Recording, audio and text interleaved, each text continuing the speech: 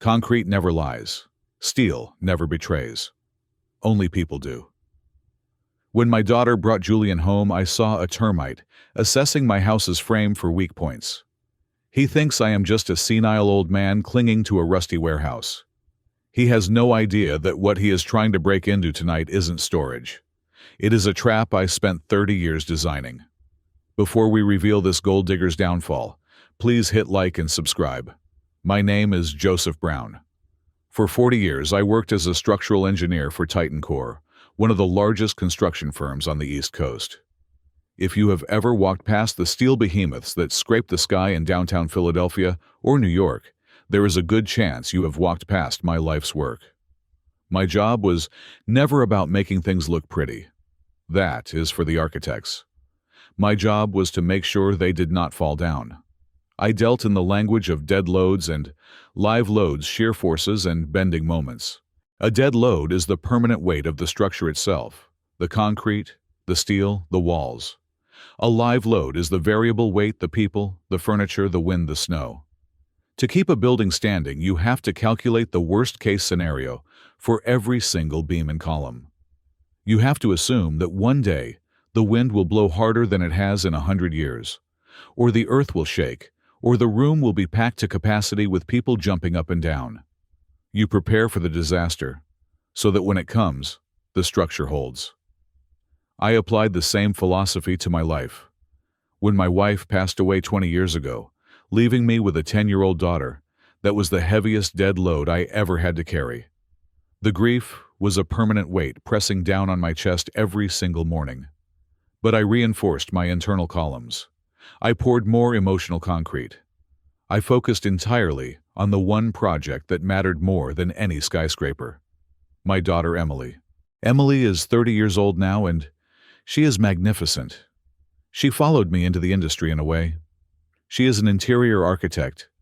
She sees spaces in terms of flow light and aesthetic harmony. She walks into a room and sees how the sunlight hits the hardwood floors. I walk into the same room, and I check for hairline cracks in the drywall that indicate settling in the foundation. That was always our dynamic. She was the dreamer, the artist, the one who believed that if a space felt right, it was right. I was the skeptic, the engineer, the one who knew that a fresh coat of paint could hide a rotted support beam. I raised her to be strong, but I fear I failed to teach her the most important lesson of structural engineering. I failed to teach her how to spot a material defect before you build your life around it. It happened 6 months ago at an art gallery opening in the city. That was where she met Julian Vance. I remember the way she described him to me the next day. She told me he was a venture capitalist and entrepreneur who helped startups find their footing.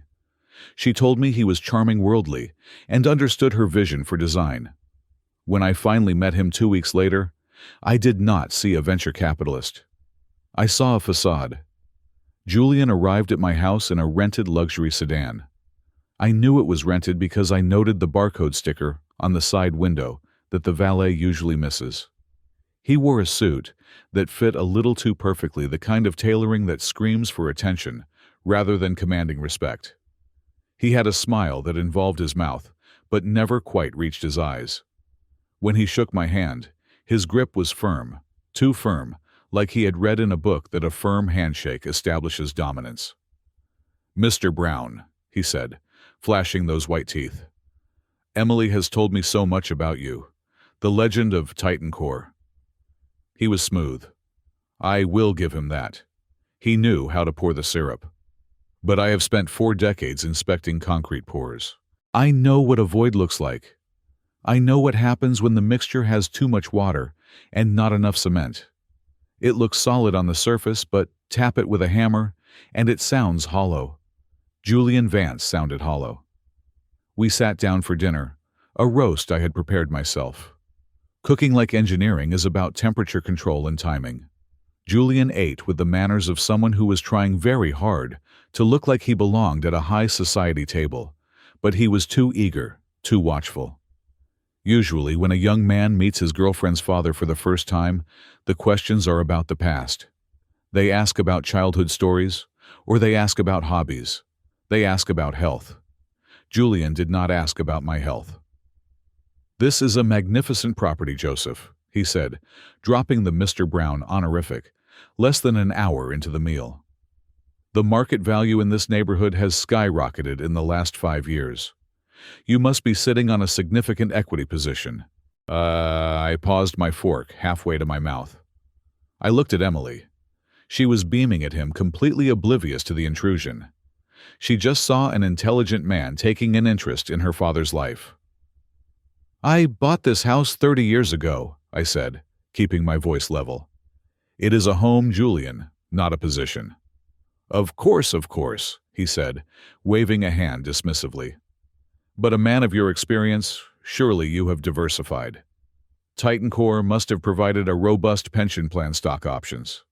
It is rare to see engineers from your generation who retain their intellectual property rights." That was the moment. That was the vibration in the floorboards. How did he know about the intellectual property rights? I had never discussed the specific patents I held for the seismic dampening systems I developed in the late 90s. It was public record, certainly, but you had to go digging for it. You had to be looking for assets. "I do all right," I said, taking a sip of water. "I live simply." "Simplicity is key," Julian agreed, leaning back. "But you have to protect your legacy.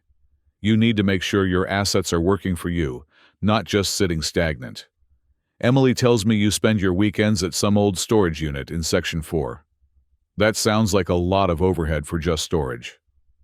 Section 4. It is an industrial district on the south side of the city, a place of corrugated metal fences, barbed wire, and potholes that could swallow a small car. It is not a place where polite society goes. It is where I go. "It is just a workshop," I said. "A place to tinker." "Tinker," Julian repeated the word, rolling around in his mouth like a bad taste. "You know real estate in Section 4 is being rezoned for commercial development. If you ever want to offload that land, I have connections. We could turn that rusty liability into a liquid asset." "A liability?" He called my sanctuary a liability. I looked at him across the table, and my mind flashed to a bridge inspection I did back in 2005. The bridge looked fine from the roadway. The asphalt was smooth. The paint was fresh. But when I climbed down into the understructure and used an ultrasonic scanner on the main support truss, I found it. A fatigue crack. It was microscopic, invisible to the naked eye, starting deep within the grain of the steel. It was caused by years of cyclical stress, tiny vibrations that slowly tore the metal apart from the inside. If we had not found it, that bridge would have collapsed within a year. Julian was a fatigue crack. He was sitting there holding my daughter's hand, talking about liquid assets and zoning laws, and I knew with absolute certainty that he was going to destroy her. He was the stress fracture in the foundation of my family. He did not care about Emily's heart. He cared about the load-bearing capacity of her inheritance. But I also knew something about physics. Newton's third law states that for every action, there is an equal and opposite reaction. If I pushed Julian away right then, if I forbade Emily from seeing him, I would be applying a dynamic force that would only push her closer to him. Emily is a romantic. She loves the idea of us against the world. If I became the villain, I would only cast him as the hero. So I said nothing. I smiled a tight, polite smile. "I will keep that in mind, Julian. But I am fond of my junk," he smirked. It was a small, fleeting expression, but I saw the contempt. He thought I was a fool. He thought I was a hoarder, holding on to scrap metal. He had no idea what was actually inside the warehouse. To the outside world, my unit in Section 4 is a graveyard of construction debris. The yard is filled with rusted rebar, cracked concrete pillars from demolition sites, and piles of old timber. It looks like a place where tetanus goes to thrive. I keep it that way intentionally. It is camouflage. Inside, however, the structure is reinforced with carbon fiber wrapping. The environment is climate-controlled to 40% humidity. I do not store junk. I restore history. I spend my weekends rebuilding turn-of-the-century industrial machinery. Lathes, milling machines, printing presses from the 1800s. I take them apart, clean every gear, polish every piston, and bring them back to life. It requires patience. It requires precision. It requires the ability to see how 1,000 tiny parts work together to create motion. But beyond the workshop, behind a heavy steel door that looks like a fire exit, but is actually a blast-proof security partition, sits a single, isolated server rack. That server does not connect to the internet. It is an air-gapped system. On it resides the digital keys to my entire financial existence. The patents I developed for Titan Core generated royalties that I invested quietly and aggressively for 30 years. I bought municipal bonds when the city was broke. I bought tech stocks when the bubble burst. I accumulated wealth not because I wanted to be rich, but because I wanted to be secure. I wanted to make sure that no matter what happened, Emily would never have to worry about a roof over her head. The server also holds the blueprints to every project I ever consulted on, and the legal documentation for the specialized structural components I invented. It is not just money. It is my life's work. It is the core sample of my brain. Julian saw a dusty shed. I saw a fortress. The courtship moved with terrifying speed. It was like watching a building go up without waiting for the concrete to cure. 2 months in, they were exclusive. 3 months in, they were looking at apartments together. Although Julian claimed his credit was momentarily tied up in international transfers, so Emily signed the lease. 4 months in, he proposed. He did it at a public park with a photographer he had hired hiding in the bushes. The ring was massive. I looked at it later, with a jeweler's loupe I keep in my desk. The stone was cubic zirconia, high quality but synthetic. He told Emily it was a vintage diamond from a private auction in Antwerp. He lied to her face, and she cried tears of joy. When Emily told me they were getting married just 6 months after they met, I felt a sheer force tear through my chest. I wanted to scream. I wanted to shake her and show her the calculations. I wanted to present her with a spreadsheet of his lies. "Dad," she said, her eyes shining. "He gets me. He supports my dreams. He is going to help me start my own design firm once his capital clears." 6 months is a short time, Emily, I said gently. Structural integrity takes time to test. Why the rush? When you know, she said. That is the catchphrase of the blind. You and Mom got married after a year. Julian says we are soulmates. He says we are building an empire together. An empire.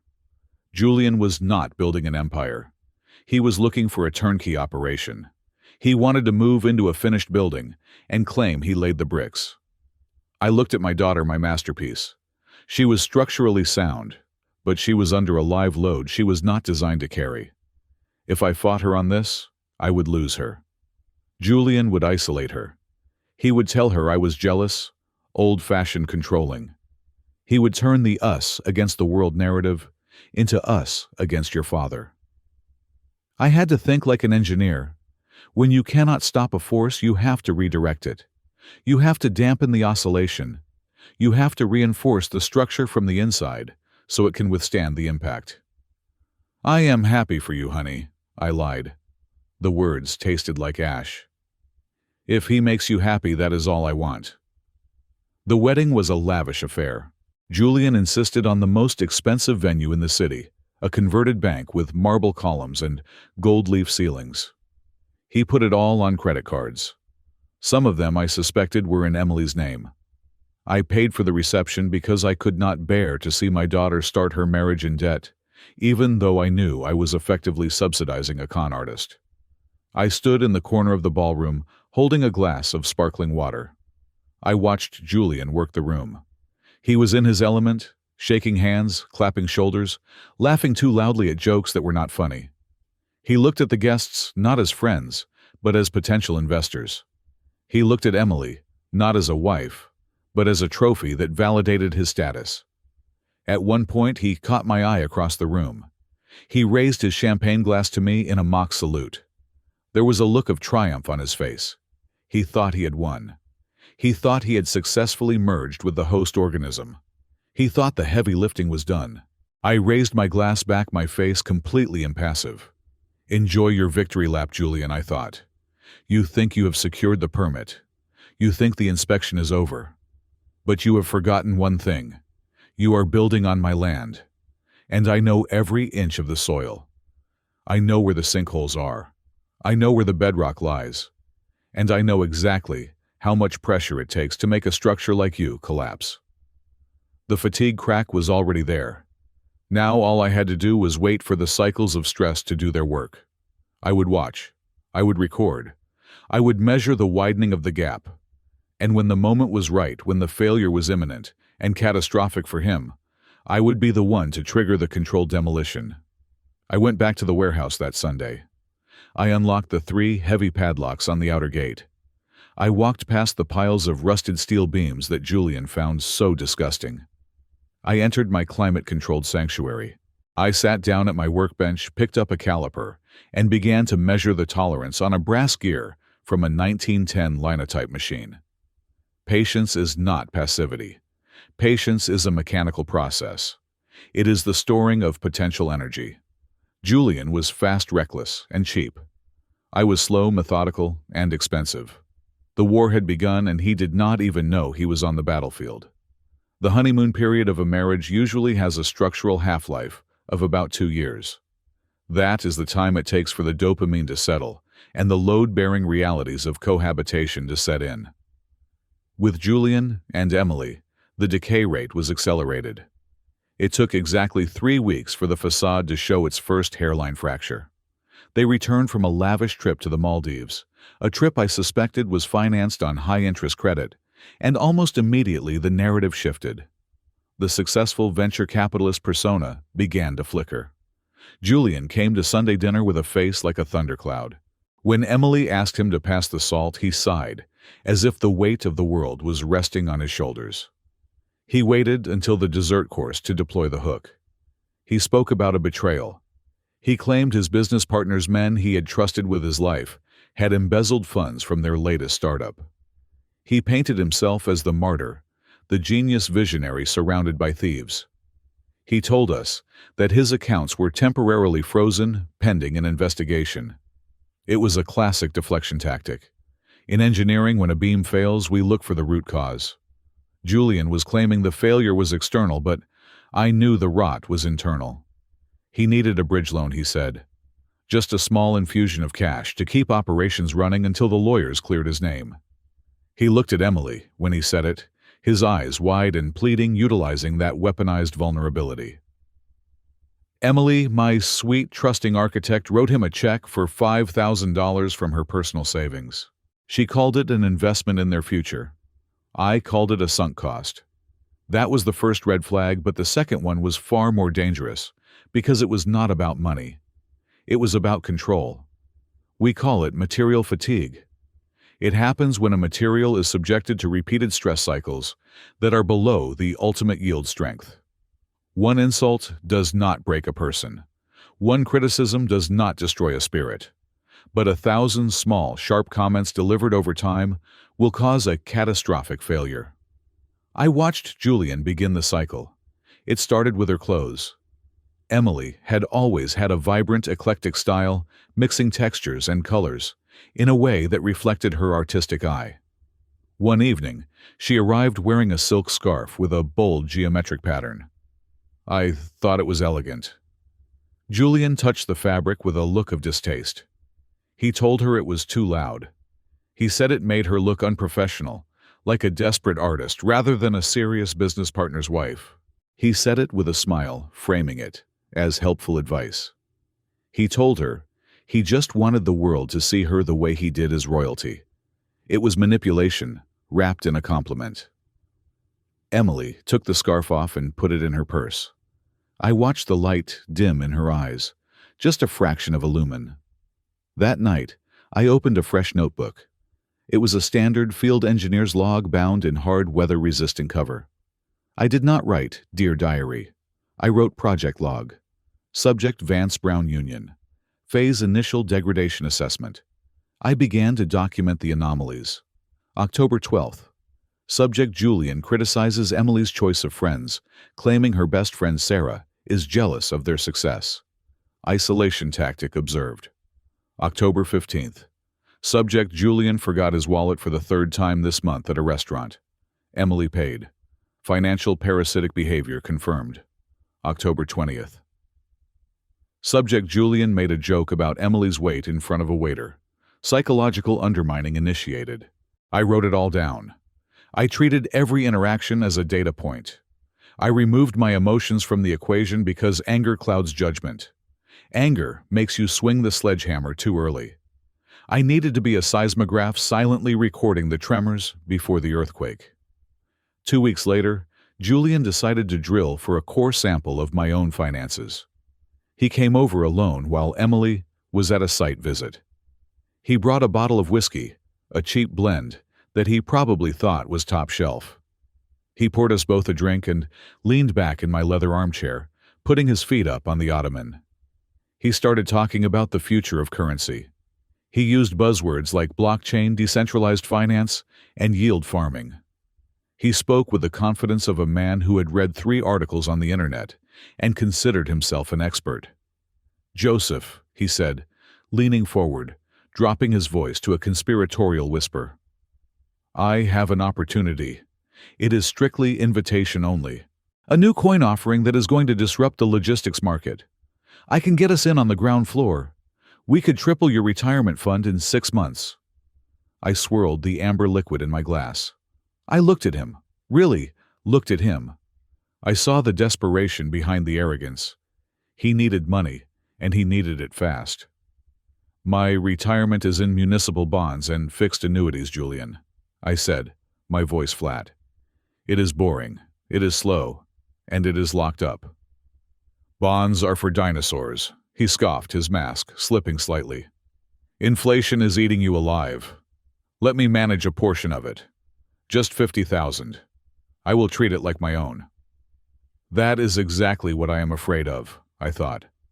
Out loud I said, "I live on a fixed pension, Julian. I do not have $50,000 lying around. The house needs a new roof. The property taxes are due. I am just an old man trying to make ends meet."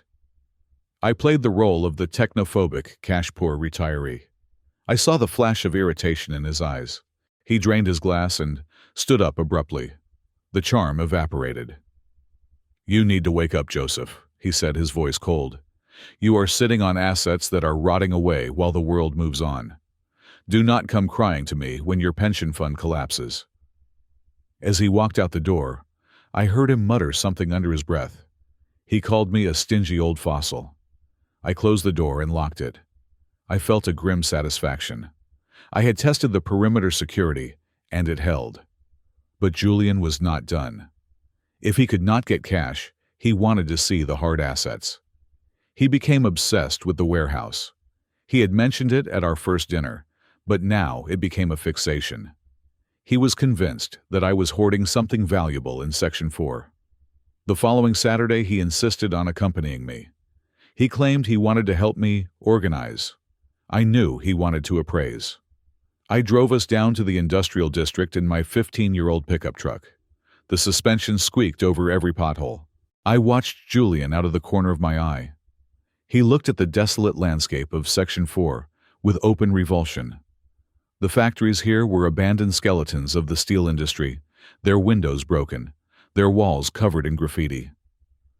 When we pulled up to my lot, Julian looked at the perimeter fence topped with razor wire. "Charming," he muttered. I unlocked the gate. The yard was exactly as I described it to him. Piles of rusted rebar, concrete pillars from a demolished parking garage, stacks of water-damaged timber. It looked like a landfill.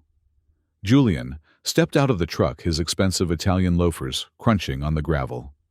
He tried to hide his disappointment, but it was etched into every line of his face. "So this is it?" he asked, kicking a piece of rusted pipe. "This is the legacy?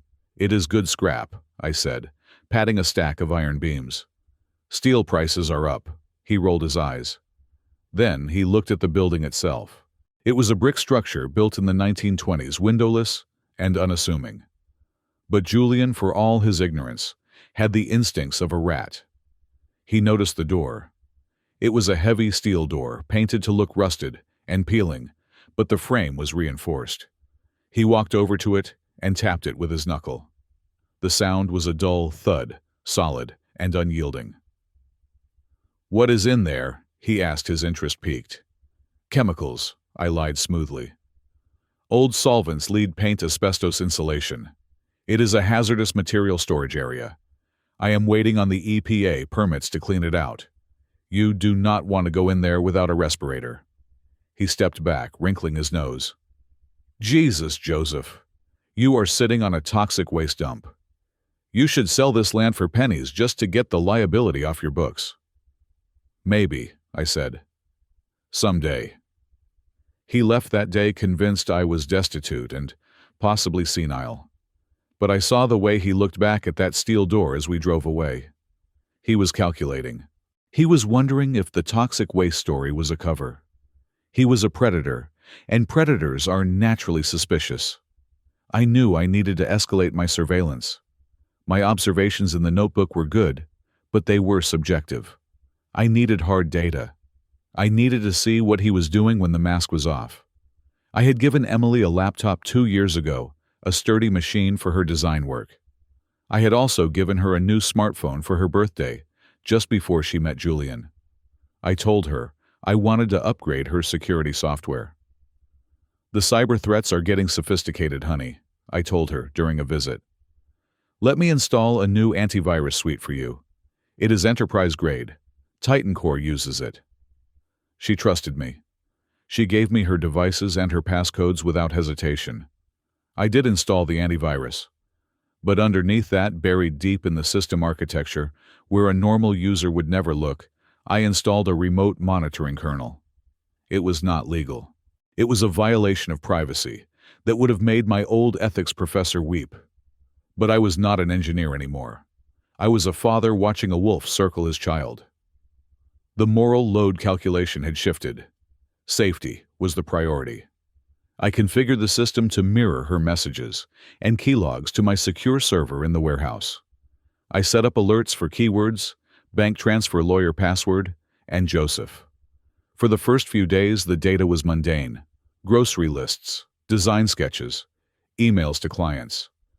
Then, on a Tuesday night, 3 weeks after the warehouse visit, the alert triggered. I was sitting in my study, the glow of my monitor, the only light in the room. I opened the secure tunnel to the server. It was a text message thread from Julian's phone, which was synced to the laptop I had given Emily, because he often used her computer when his was updating. He was texting a contact saved as Rico. I read the transcript, and my blood ran cold. It was not the heat of anger. It was the absolute zero of realization. "Julian, the old man is tighter than a clam. Won't give up a dime. Claims he is broke." Rico: "So what is the plan? You owe the guys, Jay. They are getting impatient. The clock is ticking on that 40 grand. Julian: "I am working on it. He has this warehouse. Claims it is full of junk, but the security on the door is military grade. He is hiding something. Maybe cash. Maybe gold. Crazy old prepper type." Rico: "You gonna crack it, Julian, if I have to. But first, I need to drain the girl. She is soft. I can get her to sign over the car title next week. Stupid cow thinks I am a genius. She will do whatever I say." Stupid cow. I stared at those 2 words. He called my daughter, the woman who was supporting him, the woman who looked at him with stars in her eyes, a stupid cow. And he owed $40,000 to people referred to as the guys. This was not just a bad marriage. This was a hostage situation. Julian was in debt to loan sharks, and he viewed Emily and me as the liquidity event that would save his kneecaps.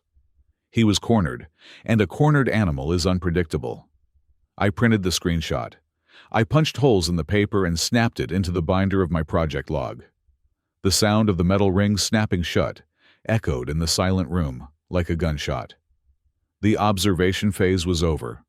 The structural integrity of my daughter's safety was now critical. I had identified the stress fracture, and it was widening by the hour. I needed to reinforce the columns. I needed to prepare for impact. But I could not tell Emily. Not yet. If I showed her this text now, Julian would spin it. He would say it was out of context. He would say he was joking. He would say I hacked her computer and violated their privacy, turning me into the villain.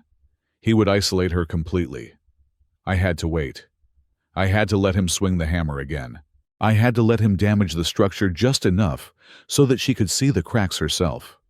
It was the hardest decision of my life, calculating how much pain my daughter had to endure before she could be saved. I closed the laptop. I walked to the window and looked out at the dark street. "You want to break in, Julian?" I whispered to the empty room. "You want to see what is behind the steel door? Be patient. I will leave the key out for you soon enough." Isolation is not a sudden event. It is a slow, methodical dismantling of lateral bracing. In structural engineering, lateral bracing is what keeps a building from twisting in the wind or buckling under seismic activity.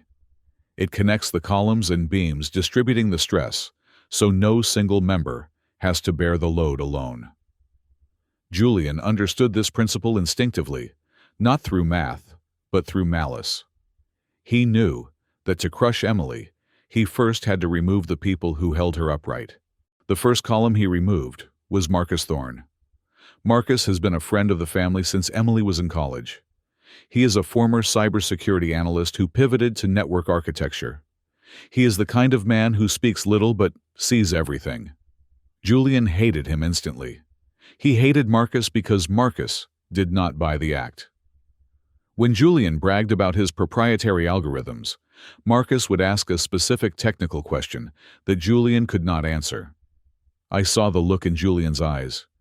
It was the look of a virus recognizing an antivirus software. The excision happened on a Tuesday. I know this because I read the texts via my monitoring system later that night. Julian did not forbid Emily from seeing Marcus. That would have been too obvious. Instead, he planted a seed of rot. He told Emily that Marcus had made a pass at him. It was a lie so audacious, so inverted, that Emily did not know how to process it. Julian claimed that Marcus had cornered him in the kitchen during a barbecue and made inappropriate comments about Emily, suggesting he was just waiting for their marriage to fail so he could swoop in.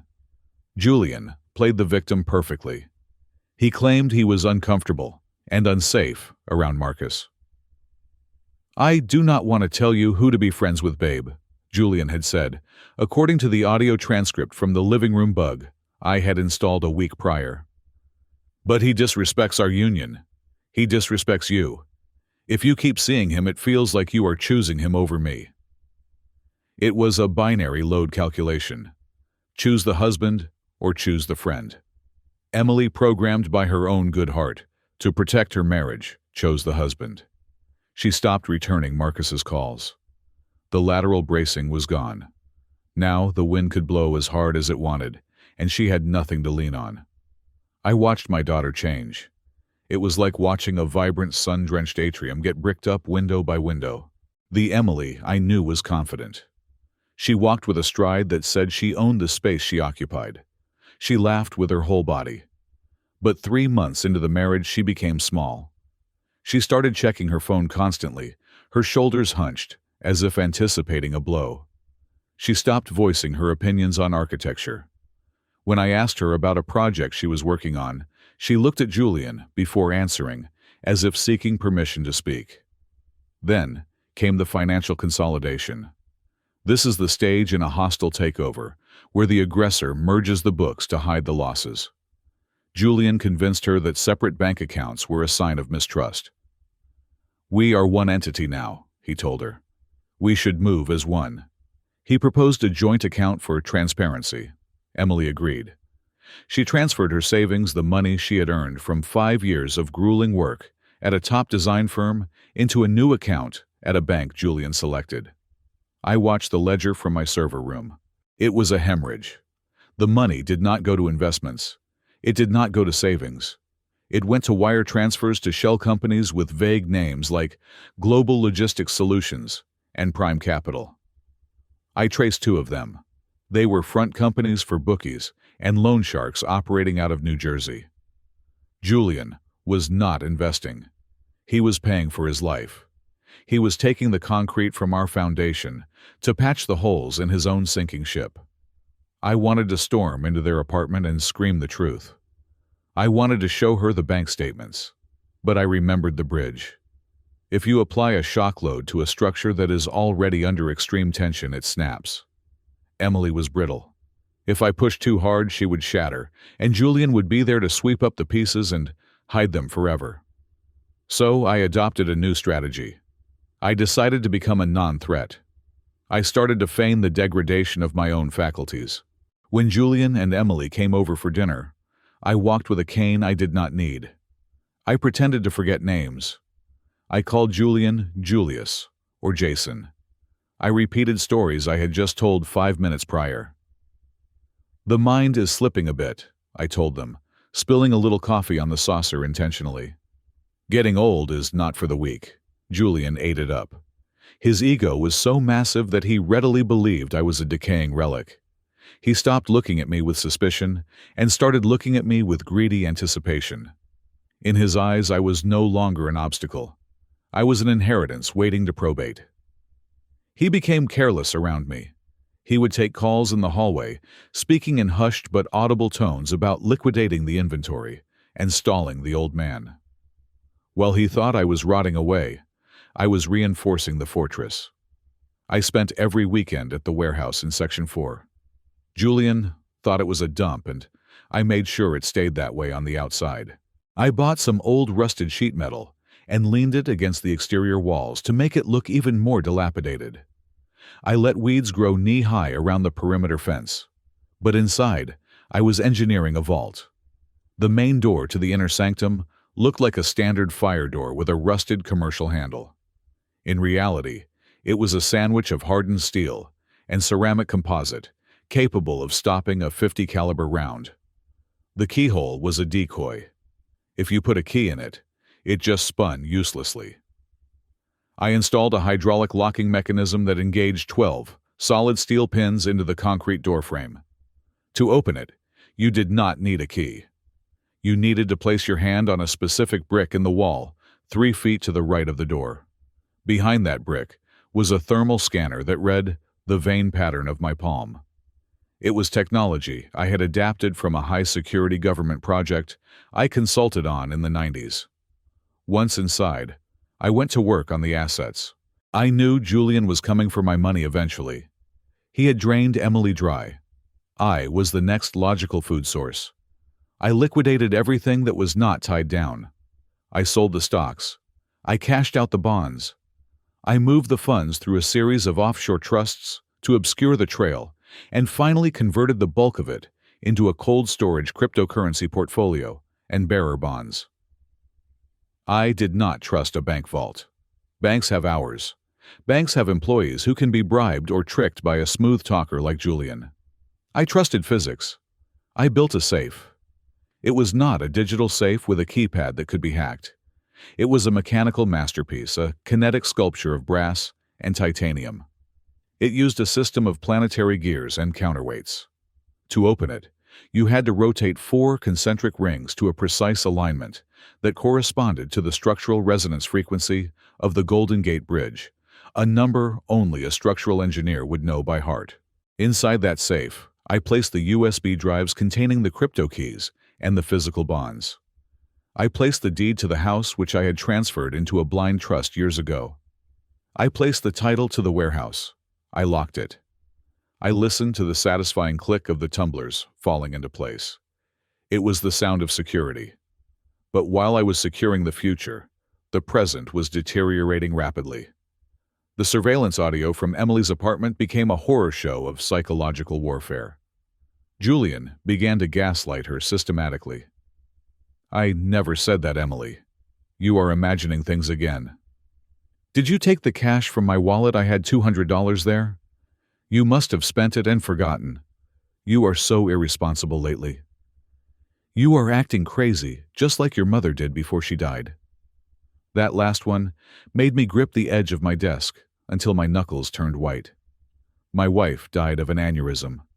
She was not crazy. She was the sanest person I ever knew. Julian was rewriting history, destabilizing Emily's sense of reality, so she would trust nothing but him. He was removing the floor she stood on. Then came the bruises. It was a Sunday in November. They came over for an early Thanksgiving dinner.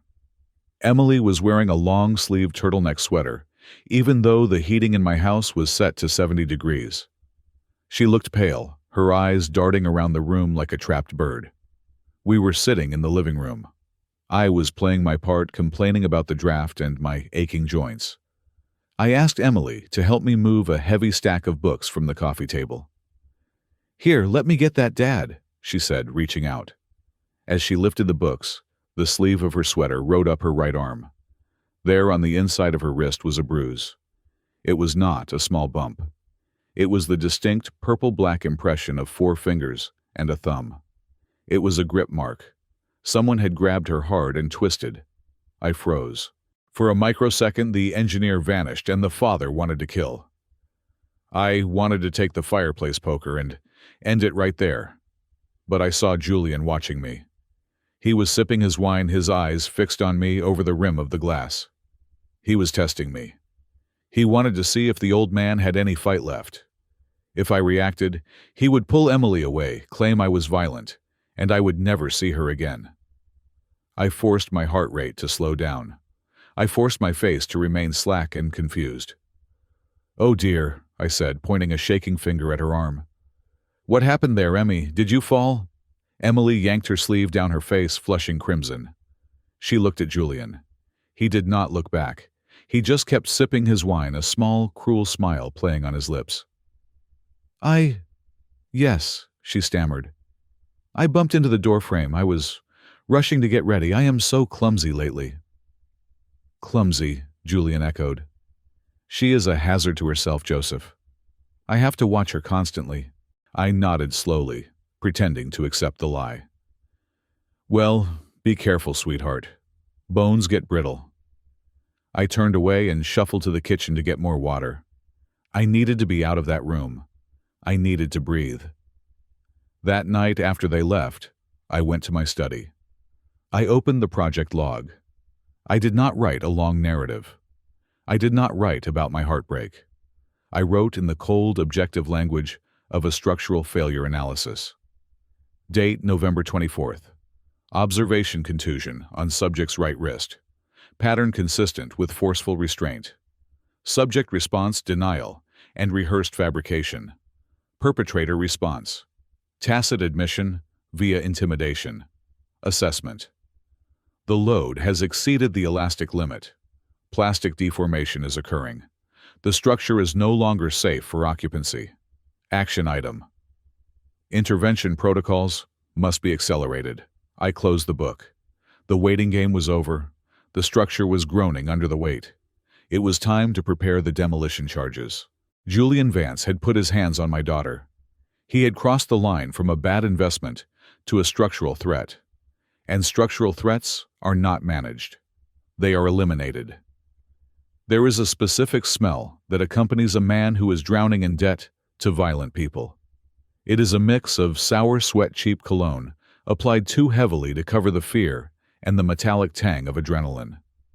I had smelled it before on job sites, usually on subcontractors who had gambled away their advance payments and were trying to figure out how to pour a foundation with no concrete. Julian Vance reeked of it. Marcus Thorne, my eyes and ears in the digital underworld, confirmed what my instincts had already calculated. Julian's big project, a supposed logistics startup that was going to revolutionize the supply chain, had collapsed.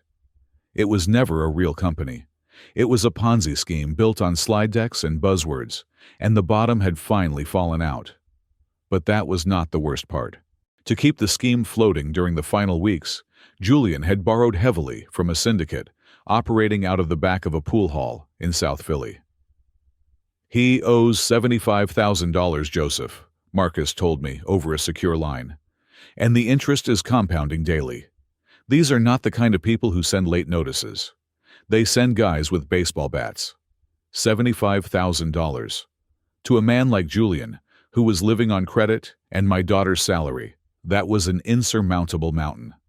I knew exactly what he would do next. In construction, when a contractor realizes he cannot finish the job on budget, he cuts corners. He substitutes cheap rebar. He dilutes the cement. He looks for a quick, dirty fix to save his own skin. I became the fix. Suddenly, the coldness and the arrogance vanished. Julian pivoted with the jarring speed of a faulty elevator. He began to show up at my house 3, sometimes 4 times a week. He brought groceries. He offered to mow the lawn, though he pushed the mower with the grimace of a man who had never done manual labor in his life. He even tried to give me a shoulder massage one evening while we were watching television, his hands kneading my trapezius muscles with a desperation that made my skin crawl. "You are tense, Dad." He said the word dad, slipping from his mouth like oil. "You need to relax. You have worked hard your whole life. You should be enjoying the fruits of your labor." I sat there enduring his touch, feeling the calculation in his fingertips. He was looking for the wallet. He was trying to massage the PIN code out of me. "I am fine, Julian," I grunted, shrugging him off. "Just old bones." "We worry about you," he persisted, moving to sit on the ottoman in front of me, placing himself physically lower to feign submission. "Emily and I, we talk about it all the time. We want to make sure you are comfortable. We want to make sure your legacy is secure." There it was. The word legacy, again. It is the polite predator's word for inheritance. He cleared his throat, adjusting his cufflinks. "You know Joseph living alone in this big house. Anything could happen.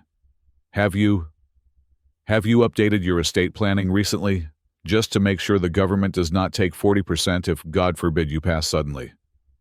I looked at him. I saw the panic behind his eyes. The loan sharks were likely calling him every hour. He needed a payday, and he needed it yesterday. I decided it was time to pour the bait. I let out a long, heavy sigh, the sound of a man defeated by life. I took off my glasses and rubbed the bridge of my nose. "You are right to ask Julian," I said, my voice trembling slightly. "I have been meaning to tell you and Emily. The truth is, the liquid assets are gone." He froze. "Gone? What do you mean, gone?" "The market," I lied. "I made some bad calls. High-risk tech stocks. I tried to recover the losses, but I just dug the hole deeper. The pension barely covers the utilities. The bank accounts are effectively empty." I watched the color drain from his face. It was like watching a load-bearing wall crumble. He was calculating the $75,000 he owed and realized he was looking at a dry well. "But," he stammered, "the house, the property. Mortgaged," I said. "Reverse mortgage. I needed the cash flow to pay for medical bills last year." It was a lie, of course. The house was free and clear, protected in the trust. But Julian did not know that. He looked like he was going to vomit. "So there is nothing," he whispered. The horror in his voice was genuine. "Well," I said, pausing for effect. "Not nothing. I have the collection."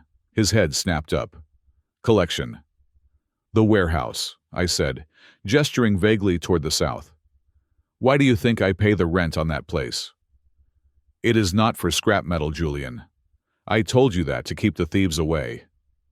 I leaned in, lowering my voice. "For 30 years I have been buying and restoring industrial-era precision machinery. 19th century milling machines, first edition steam engines, brass instruments. To the untrained eye, it looks like junk. But to collectors, there is a printing press in there from 1890 that is worth $200,000 alone. The whole contents. If we auctioned it properly, maybe $1 million, maybe more." I watched the greed replace the fear in his eyes. It was instantaneous. The dopamine hit of a gambler who thinks he just saw an ace. He did not know anything about industrial machinery. He did not know if a printing press was worth $2 or $2 million. But he believed it because he needed to believe it. It was his lifeline. $1 million, he breathed. And it is just sitting there. "It is my retirement plan," I said. I am planning to contact an auction house next month. Get it cataloged. Sell it off. Next month, Julian's voice rose an octave. Joseph, that is too long. These things, they deteriorate. You need to move fast. The market is hot right now. I read an article about vintage industrial chic. It is huge. He was improvising, desperate to get his hands on the assets before his kneecaps got broken. I can help you, he said, leaning forward, grabbing my knee. I can go down there this weekend. I will catalog it for you. I will take photos. I will find buyers. We can get this done in a week. That is generous of you, Julian, I said, pulling back. But no. Why not? It is dangerous, I said sternly. I use heavy industrial solvents to clean the metal. The ventilation is poor. There are structural issues with the roof. It is a hazardous environment. I cannot let you in there without professional safety gear, and my supervision, and my hip is acting up. I cannot go down there for at least a few weeks. I do not care about the solvents, he snapped, his mask slipping. I can wear a mask. Give me the key, Joseph. I am trying to help you. No, I said. My voice was not loud, but it was final. It was the voice of a site foreman telling a worker to get off the scaffolding. Liability, Julian. If you get hurt on my property, the insurance will not cover it. We wait until I am feeling better.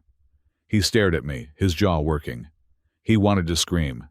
He wanted to hit me. He wanted to reach into my pocket and take the keys. But he couldn't. Not yet. He still had to play the game. Okay, he said, his voice tight. Okay, we wait. But do not wait too long, Joseph. Opportunity has a shelf life. He left 5 minutes later. He did not say goodbye.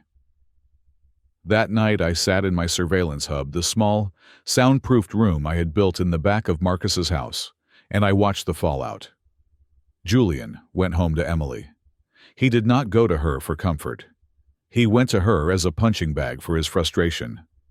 Through the camera I had installed in their living room smoke detector, I watched him pace. Emily was sitting on the sofa reading a magazine. "How was Dad?" she asked, not looking up. Julian stopped.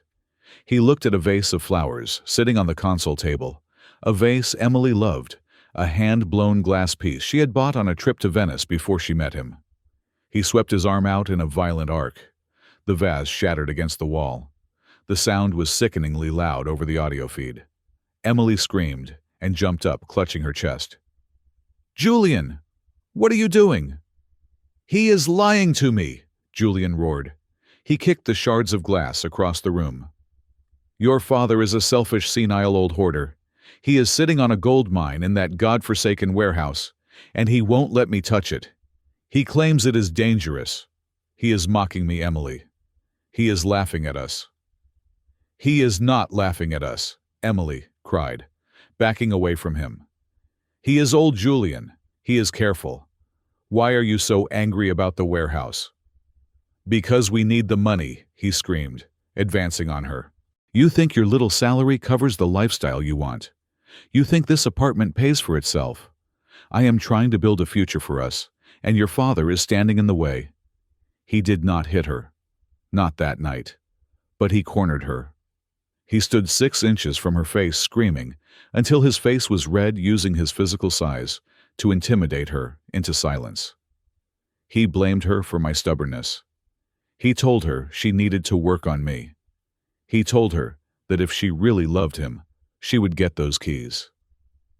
I watched my daughter shrink into the corner, apologizing for a crime she did not commit. I watched her clean up the glass while he poured himself a drink and ignored her. My hands were shaking, not from age, but from the effort it took not to drive over there and put a bullet in his knee. But Marcus, sitting beside me, put a hand on my shoulder. "Not yet, Joe," Marcus said quietly. "We have him for verbal abuse and property damage. But that is a misdemeanor. He walks in 24 hours. You want him gone for good. You need him to commit a felony. You need him to break into that warehouse." "He is escalating," I said, staring at the screen. "He is running out of time." Then, We need to make sure we see everything, Marcus said. The living room cam is not enough. We need total coverage. The next day, while Emily was at work and Julian was out meeting with his investors, or pleading for more time from his loan sharks, Marcus and I executed a site invasion. I still had a spare key to Emily's apartment, one she had given me years ago, just in case. Julian had demanded she take it back, but she had lied and said she lost it. That small act of defiance saved us. We entered the apartment like a specialized demolition team. We did not touch anything. We wore shoe covers. Marcus worked with the precision of a surgeon. We installed fiber-optic pinhole cameras in the crown molding of the bedroom. We placed high-sensitivity audio bugs behind the electrical outlet plates in the kitchen and the hallway. We put a GPS tracker deep inside the wheel well of Julian's leased car, magnetized to the frame, where a mechanic would never look unless the car was on a lift. It took us 45 minutes. When we left, the apartment looked exactly as it had. But now it was a stage. Every word, every movement, every threat was being recorded on a redundant server array back at Marcus's house. As we drove away, I checked the feed on my tablet. The picture was crystal clear. "He is going to break," I said to Marcus. "The pressure is too high. The concrete is spalling." "He thinks the warehouse is the solution," Marcus said. "He thinks it is his exit strategy." "It is," I agreed grimly. "Just not the one he thinks." Julian Vance believed he was hunting a helpless old man.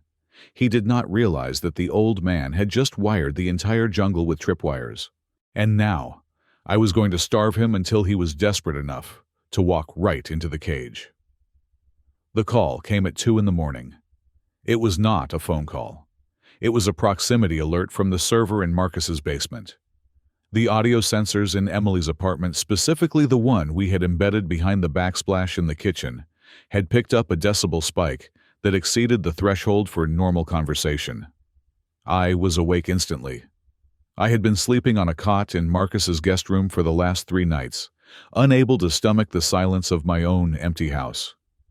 I rushed into the control room, my heart hammering against my ribs like a piston in an engine running without oil. Marcus was already there, his face illuminated by the blue glow of the monitors. He did not look at me. He just pointed at the screen and handed me a headset. I put it on. The sound that filled my ears was not the sound of a structural failure, but it felt like one. It was the sound of my daughter screaming, "Please, Julian, please stop, I do not have it." Then came the sound of impact. It was a dull, wet thud, the sound of a heavy hand striking soft tissue. I gagged. A physical wave of nausea rolled through me. I grabbed the edge of the desk so hard, I felt the wood creak under my grip. I turned toward the door, my car keys already in my hand. "I am going over there," I snarled. "I am going to kill him." Marcus stood up and blocked my path. He is a smaller man than me, younger, but he has the calm demeanor of someone who has defused bombs. He put both hands on my chest and shoved me back. "No," Marcus said. His voice was like ice water. "You are not going anywhere, Joe." "Get out of my way, Marcus. He is beating her." "And if you go over there right now, what happens?" Marcus demanded, not yielding an inch. "You break down the door. You fight him. The police come. They arrest both of you for assault. Julian claims self-defense. He claims you are the aggressor. He posts bail in 24 hours because the system is broken. And then what, he goes back to her. He punishes her for your interference. Or worse, he disappears with her." "I cannot just listen to this," I roared, tears streaming down my face. "She is my daughter." "We need the felony," Marcus said, his eyes locking onto mine. "We need the threat that puts him away for 20 years, not a domestic dispute that gets him 6 months of probation. We need the ironclad proof that he intends to end a life. Listen, Joe. Listen to what he is saying." I hated him in that moment. I hated Marcus for his logic. I hated him for being right. But I stopped fighting. I put the headset back on, and I forced myself to listen to the torture of my only child. On the feed, the beating had stopped, replaced by the heavy, ragged breathing of two people. Then, Julian's voice cut through the static. It was low, venomous, and terrifyingly sober. "You think you can hide money from me," Julian hissed. "You think I do not know you have a stash somewhere. Your father says he is broke. You say you are broke. But I see the way you look at him. You are conspiring against me." "There is no money, Julian," Emily sobbed. Her voice was muffled, likely by blood or swelling. "Please just let me go. I want to go to my dad's house." "You are not going anywhere," Julian said. And then came the lever, the fulcrum upon which he applied all his leverage. "If you try to leave this apartment, Emily, if you try to call the police or run to your precious daddy, I will kill him." I stopped breathing. "I know the old man lives alone," Julian continued, his voice casual, as if he were discussing the weather. "I know he has no security system besides those rusty locks. I know his schedule. It would be so easy. A break-in gone wrong. An old man falls down the stairs. Who would question it?" "No," Emily whimpered. "No, Julian, please. Do not hurt him." "Then you do what I say," Julian screamed, the sound distorting the audio feed. "You get me access to that warehouse. You convince him. I do not care how you do it. Cry, beg, seduce him. I do not care. But you get me that key or Joseph Brown dies. Do you understand me?" "I understand," she whispered. "I understand." I took the headset off and laid it gently on the desk. My hands were steady now. The shaking had stopped. The grief had been replaced by a cold, hard clarity. This was no longer a rescue mission. It was a war. Julian had threatened the one thing Emily valued more than her own safety, my life. That was why she stayed. That was why she took the hits. She was acting as a shield wall, absorbing the impact to protect the main structure. "Did you get that?" I asked Marcus. "Recorded," Marcus said, his fingers flying across the keyboard. "Backup secure. Cloud upload complete. We have him on extortion and death threats." "It is not enough," I said. "Threats are just words to a jury. We need intent to act. We need the plan." I sat back down and stared at the monitor. I felt like I was back on site at the Millennium Tower project, watching the sensors warn of critical stress levels on the support beams during a hurricane. You cannot stop the wind. You have to trust the steel to hold just long enough for the storm to pass. I had to trust Emily's resilience. I had to trust that I had built her strong enough to survive this pressure test. The next morning, the pressure increased. Julian left the apartment at 9 o'clock. We tracked his car via the GPS unit. He drove to a prepaid phone store in a strip mall, bought a burner phone, and then drove to a secluded parking lot near the river. Marcus tapped into the burner phone's frequency within 10 minutes. We listened as Julian made a call. "It is me," Julian said. "Yeah, I need a cleaner." A pause. "No, not for a mess, for a job. I am going to have access to a property in Section 4 soon. Industrial area, no cameras, no witnesses. I need 2 guys who can handle a heavy lift and disposal. Disposal." "Yeah," Julian continued. "There will be 2 occupants, an old man and a woman. It needs to look like an accident, maybe a fire, industrial accident. Old chemicals catch fire, building burns down, tragic loss. Can you do it?" My blood ran cold. He was planning to kill us both. He wanted to force me to sign over the assets, unlock the safe, and then burn the warehouse to the ground with us inside to cover the theft. It was the scorched earth strategy. "Okay," Julian said. "Get the guys ready. I am getting the key this week. Once I have the key, we move that same night." He hung up. I looked at Marcus. "That is conspiracy to commit murder," I said. "That is the felony." "We have it," Marcus said, his face pale. "We can go to the police now." "Not yet," I said. "If we go now, we have a voice recording on a burner phone. A good defense lawyer will argue it is not him, or he was role-playing, or it is inadmissible because we obtained it illegally. We need him to take the first step. We need him to enter the trap. I spent the next 4 hours with my lawyer, a man named Samuel Green whom I had retained decades ago for my patent filings. We met in the back room of a diner to avoid suspicion. I handed him a flash drive containing the project log, the financial records of Julian's theft, the audio of the beating and the recording of the murder plot. Samuel is a cynical man hardened by 30 years of corporate litigation, but as he listened to the audio, I saw his hands shake. "Joseph," he said, taking off his glasses. "This is horrific. We need to file for an emergency protective order immediately. We need to get the district attorney involved." "Draw up the papers," I told him. "Prepare the criminal complaint. Prepare the restraining order. Have everything ready to file at a moment's notice. But do not file it yet." "Why?" Samuel asked, bewildered. "He is going to kill you." "Because I need to catch him in the act," I said. "I need him inside the warehouse. If he is arrested for breaking and entering with intent to commit a felony, while in possession of burglary tools combined with this audio, he never sees the light of day again. If we serve him with a paper now, he runs. He disappears. And he spends the rest of his life hunting my daughter from the shadows. I need to end this, Samuel.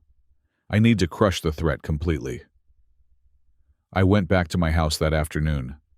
I needed to maintain the pattern. I needed Julian to believe I was still the oblivious, vulnerable prey. At 4 in the afternoon, my landline rang. I stared at it. Nobody called the landline anymore. Telemarketers mostly. But something told me to answer. "Hello, Dad."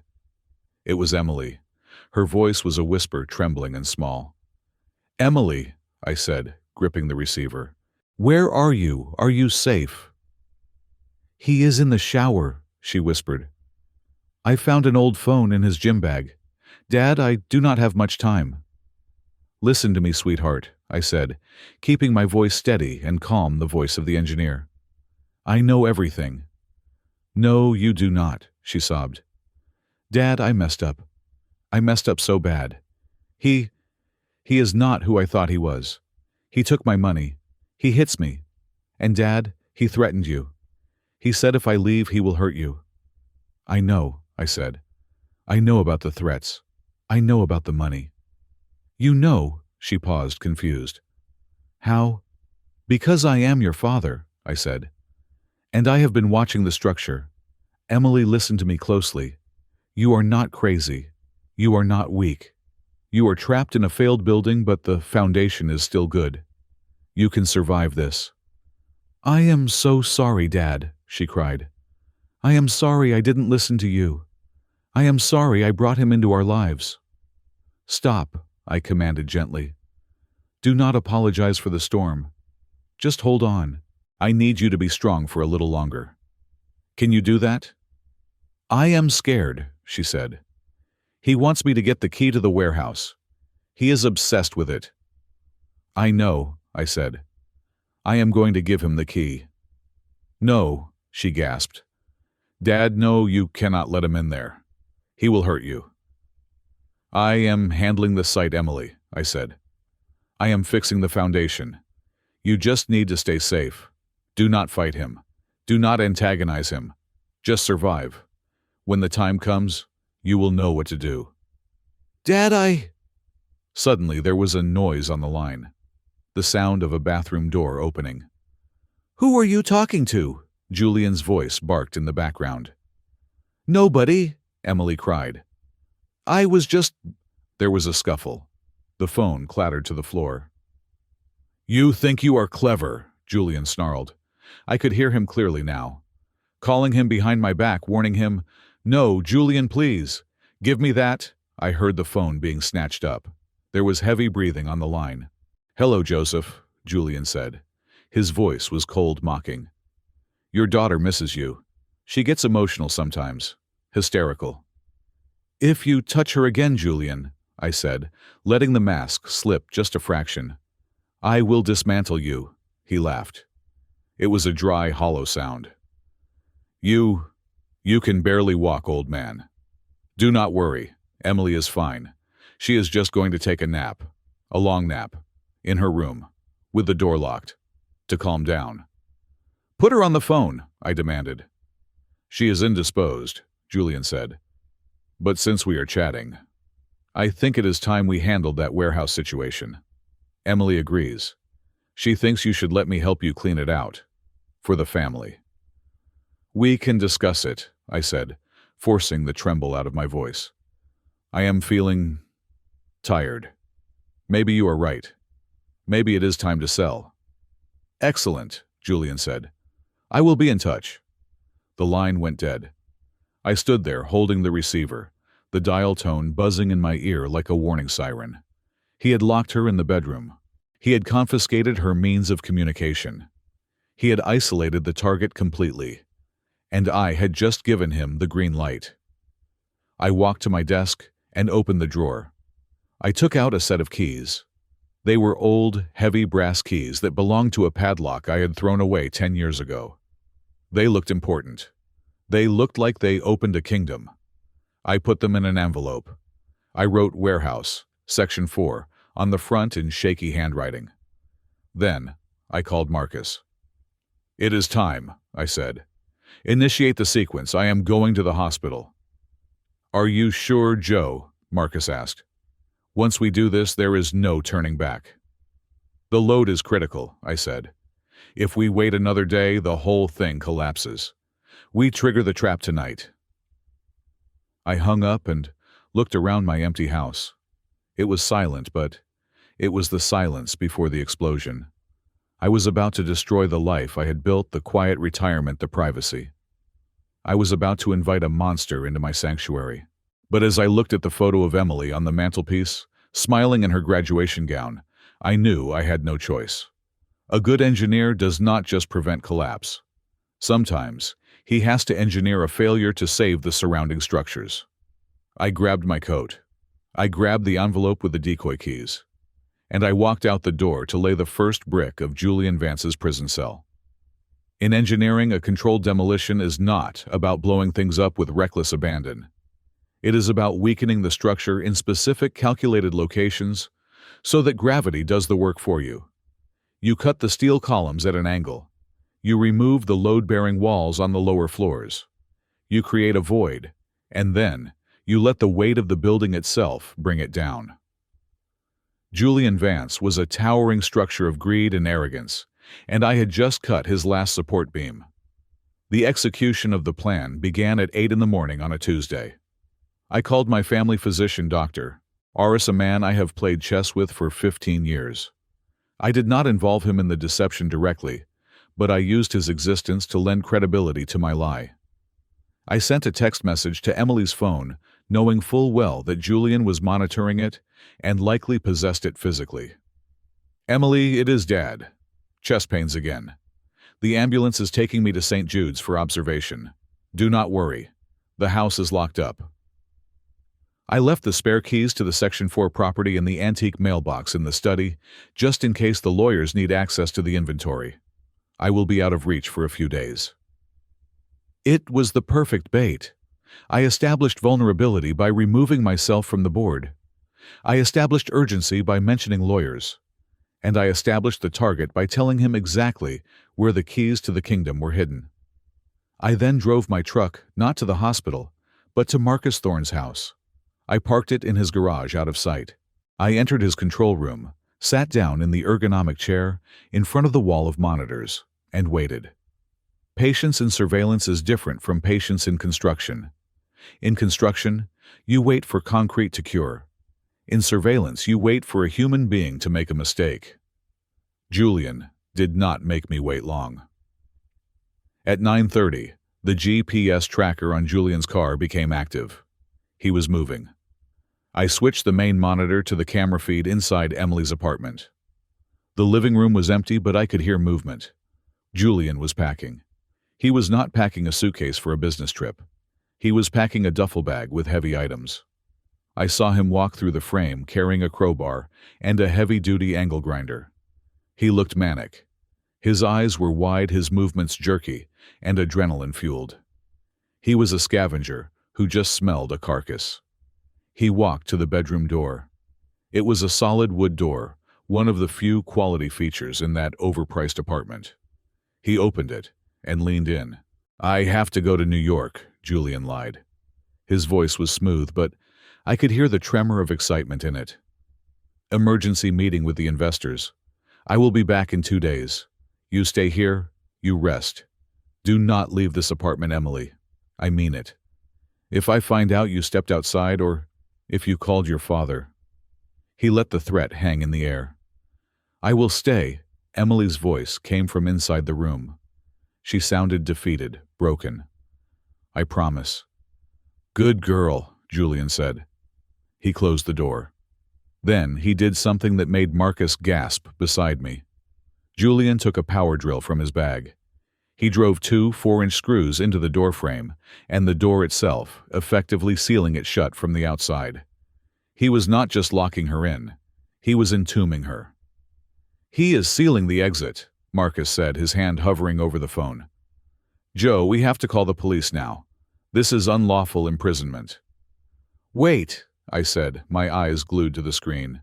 "Look at the time. He is in a rush. He drove those screws at a downward angle. He stripped the head on the second one. He is sloppy." "She cannot get out," Marcus argued.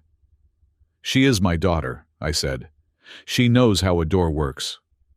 Julian grabbed his duffel bag and left the apartment. We watched him get into his car and speed away. He was heading straight for my house. I switched the feed to the interior cameras of my own home. 20 minutes later, I saw my front door kick open. Julian did not even try to pick the lock. He kicked the door right near the deadbolt, splintering the jamb. He walked in like he owned the place. He went straight to the study. He found the antique mailbox on my desk. He opened it and pulled out the envelope I had prepared. He tore it open and dumped the heavy brass keys into his hand. I saw a smile spread across his face that was pure, unfiltered avarice. He thought he held $1 million in his palm. He thought he had won. He pocketed the keys and ran out of the house. He was moving fast, driving toward Section 4. He was driving toward the trap. But I was not watching Julian anymore. I switched the main monitor back to the apartment bedroom. Emily was trapped. The door was screwed shut. She was alone. I leaned into the microphone. I knew I could not speak to her directly through the bugs, but I whispered anyway. "Come on, architect. Think. Analyze the structure." Inside the room, Emily was standing by the door. She tried the handle. It would not budge. She pounded on it. "Julian!" she called out. "Julian, let me out!" Silence. She slumped against the door, sliding down to the floor. She buried her face in her hands. For a moment, I thought she had given up. I thought the load was too heavy and the column had finally buckled. Then she stopped crying. She lifted her head. She looked at the door not as a barrier, but as a system of components. She stood up. She walked to the window. We were on the 4th floor. There was no escape there. She looked around the room. She went to her drafting table in the corner. She picked up a metal ruler and a heavy pair of shears. She walked back to the door. She did not attack the lock.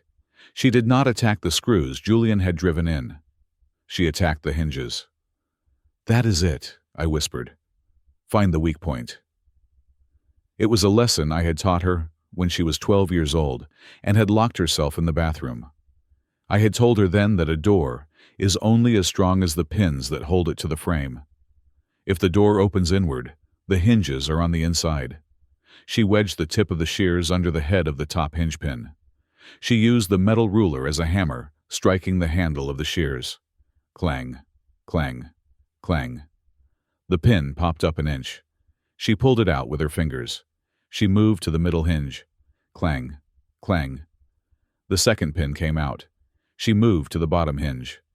This one was stubborn. It was painted over. She struck it harder.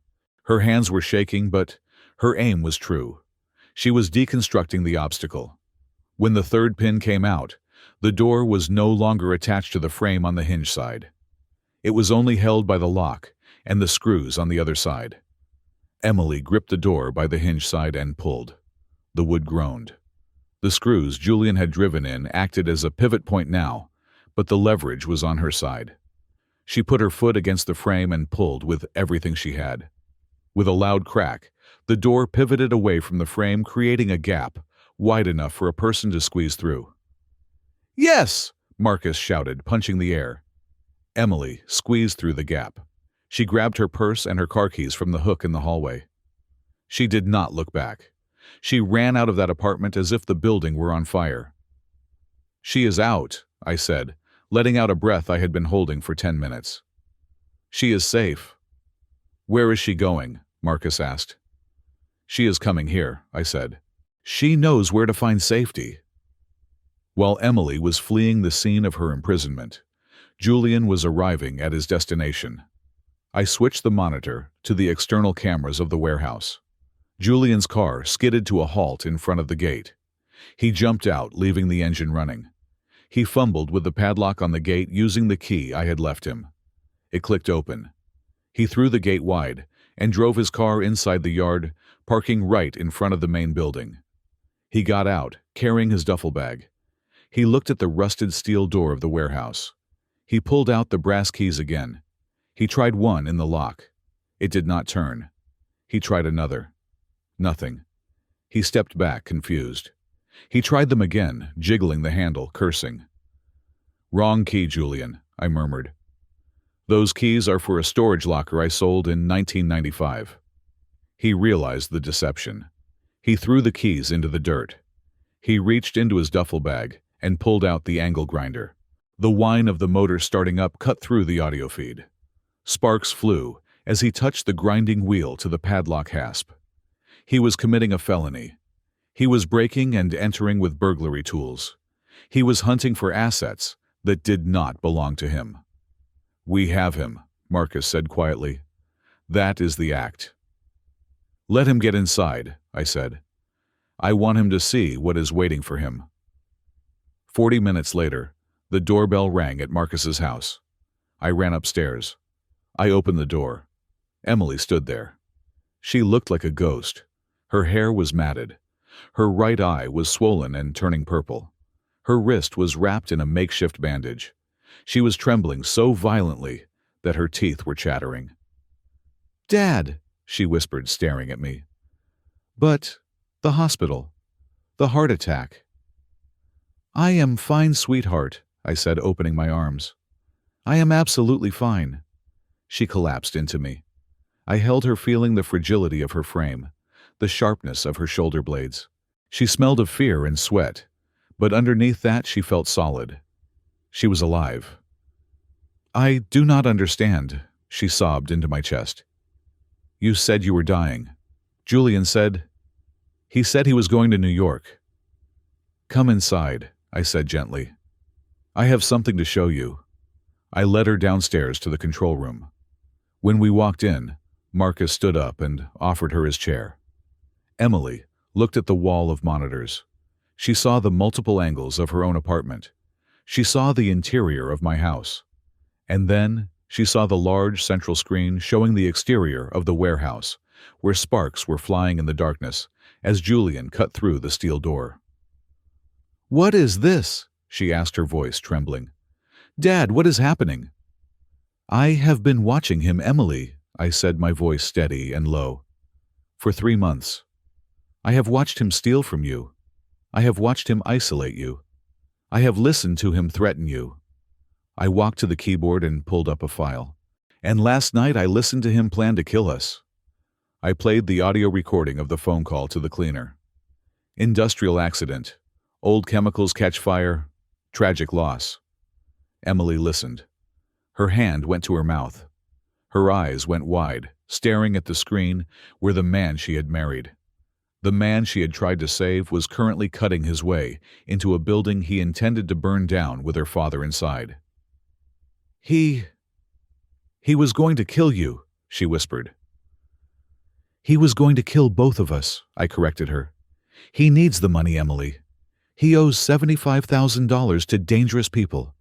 He thought if we were dead, he would inherit everything." She stared at the screen. The image of Julian kicking the door open filled the room. He walked into the dark warehouse, his flashlight beam cutting through the gloom. "He is inside," Marcus said. "Trap is primed." Emily looked up at me. The confusion in her eyes was clearing, replaced by a horrific dawning realization. The denial was gone. The hope was gone. There was only the cold, hard truth of the data before her. "You knew," she said. "You knew the whole time."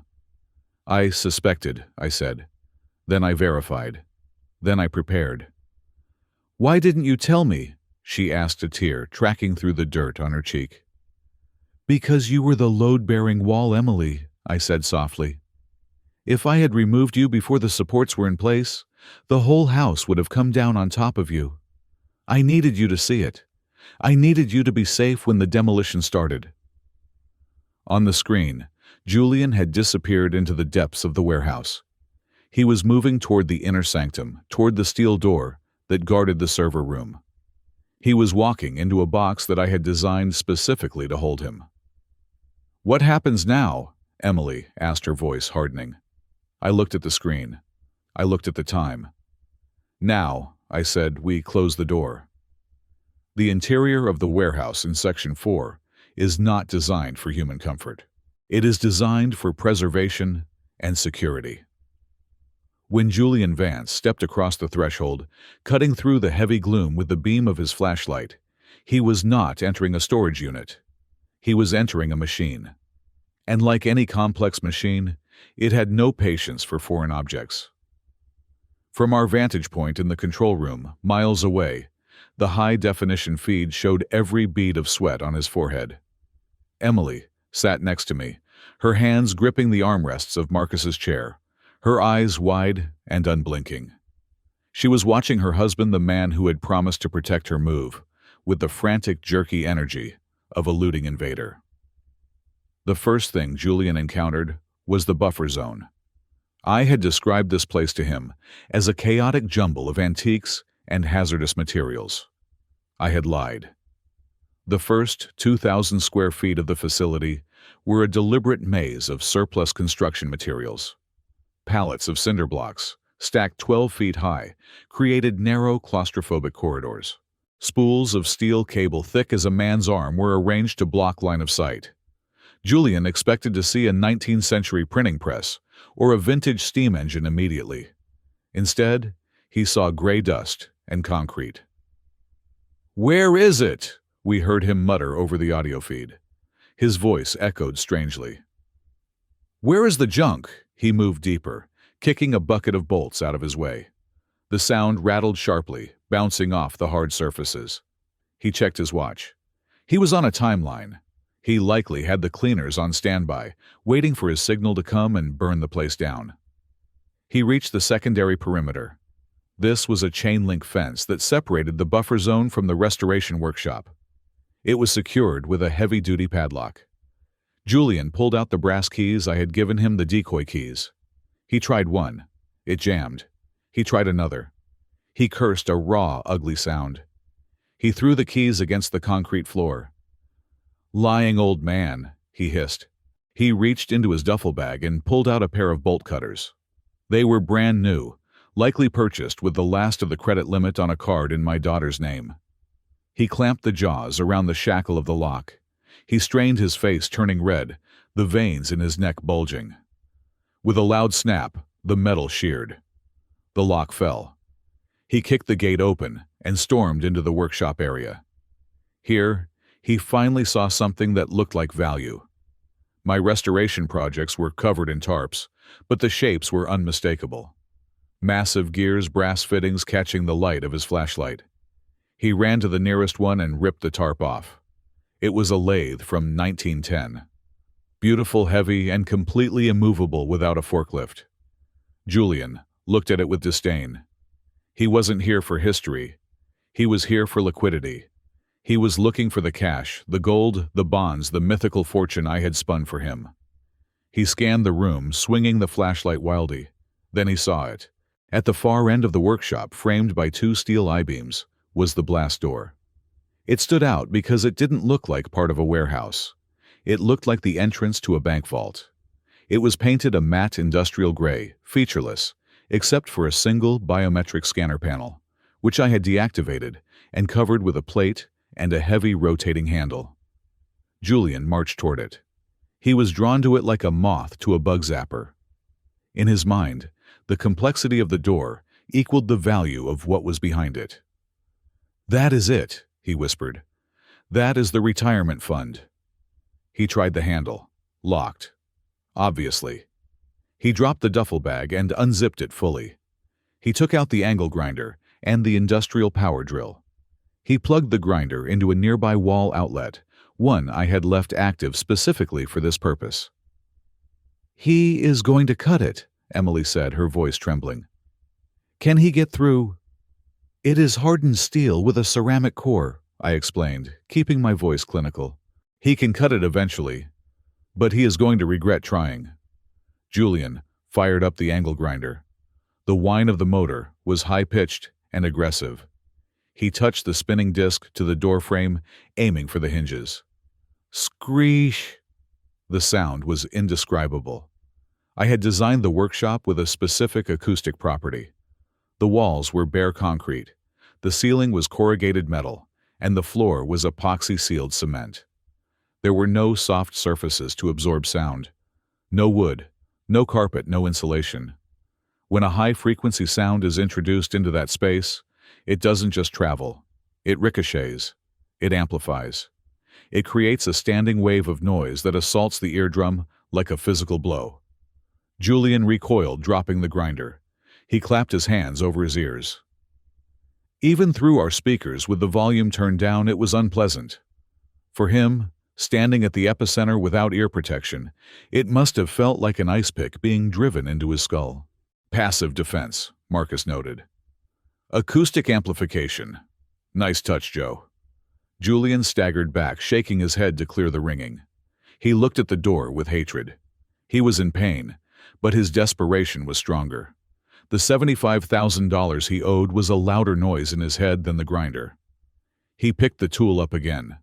He ripped a strip of cloth from his shirt and stuffed it into his ears. It was a crude solution, but it showed his resolve. He attacked the door again. Sparks showered him.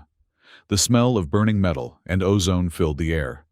He worked for 20 minutes, sweating, cursing, leaning his entire body weight into the machine. He managed to cut through the top hinge, then the bottom. He switched to the crowbar. He jammed the wedge into the gap he had created and pulled. The door groaned. It was heavy, weighing nearly 400 pounds. But with the hinges compromised and the adrenaline of a desperate man fueling him, Julian managed to lever it open just enough to create a gap. He dropped the tools. He squeezed his body through the opening, tearing his expensive suit jacket on the jagged metal edge. He didn't care. He was inside. He stumbled into the inner sanctum. He expected stacks of cash. He expected gold bars.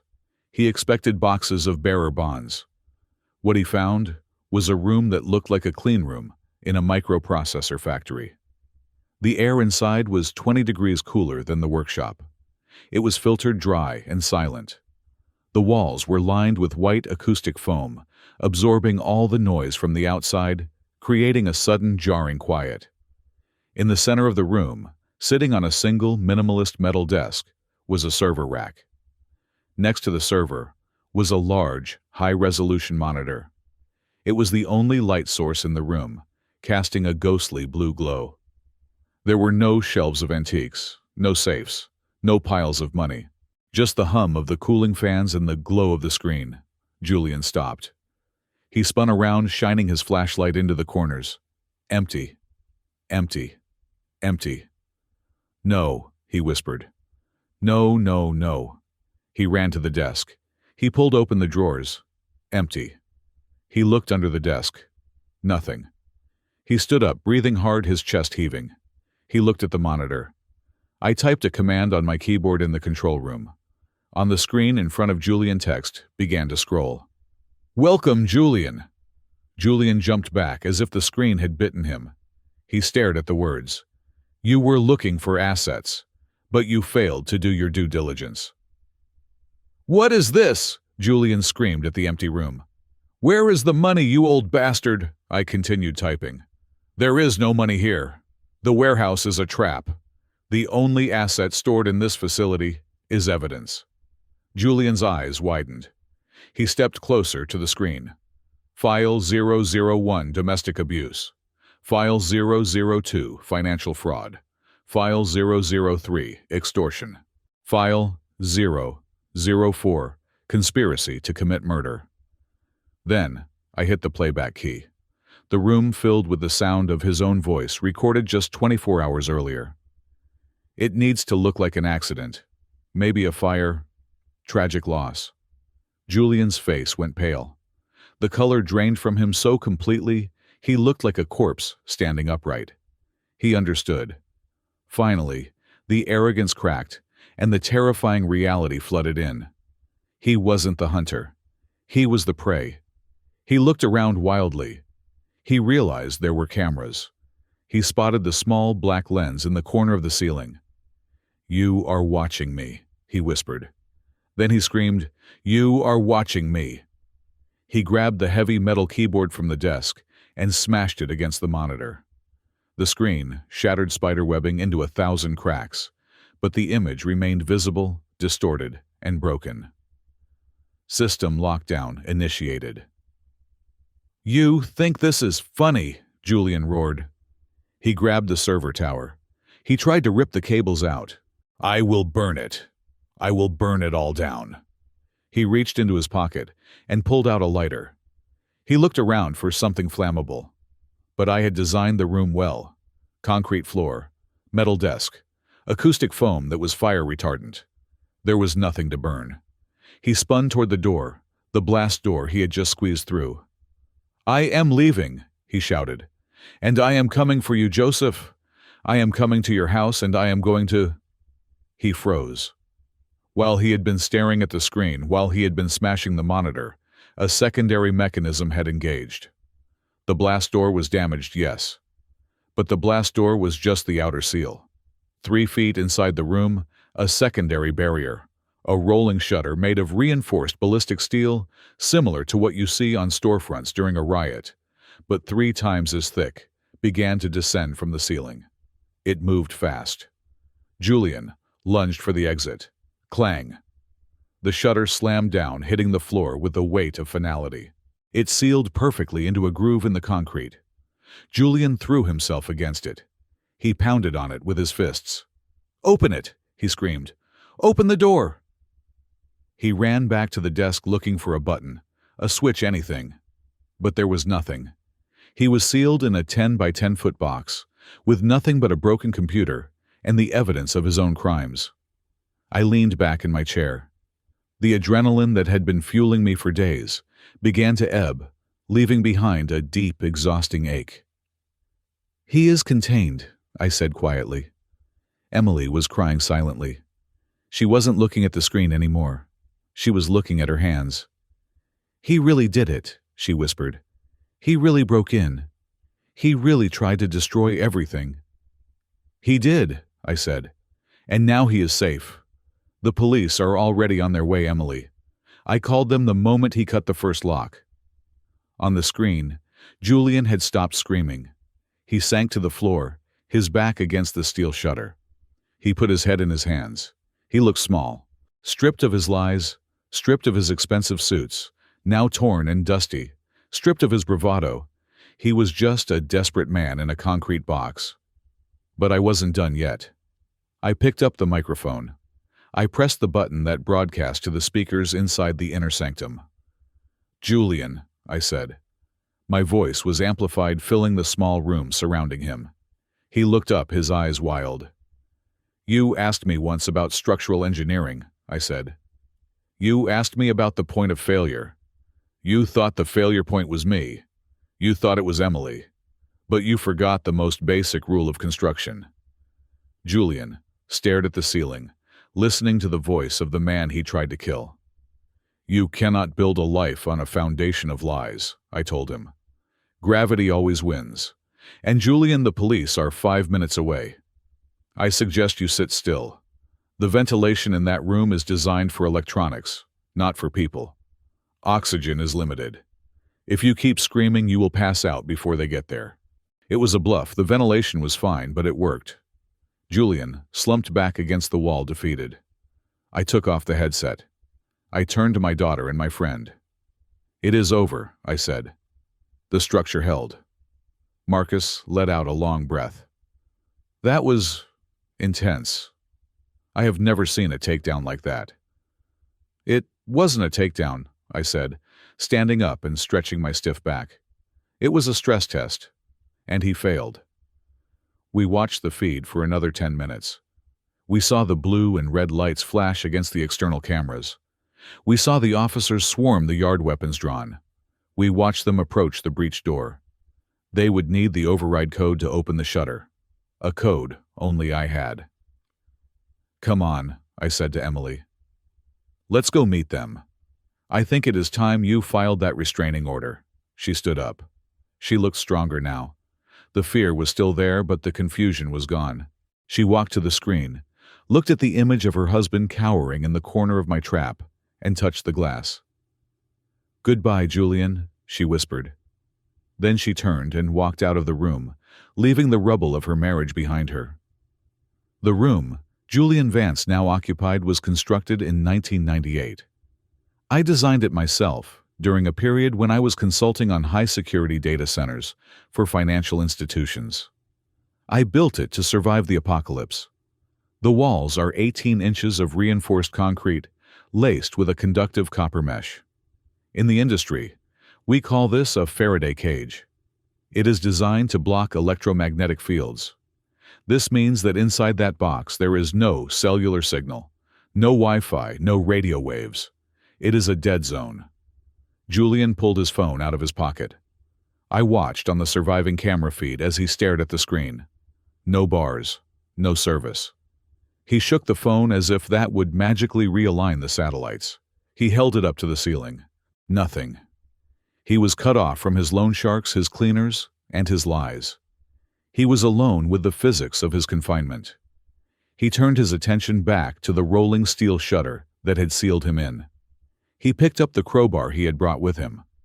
He jammed the tip under the bottom lip of the shutter and heaved. He might as well have been trying to pry up a tectonic plate. The shutter was anchored into the concrete floor with locking pins that engaged automatically upon deployment. The steel was rated to withstand the impact of a speeding truck. It was rated to hold its integrity during a magnitude 8 earthquake. A desperate man with a piece of leverage from a hardware store was not a variable that concerned the structural calculations. He screamed. It was a primal, frustrated sound.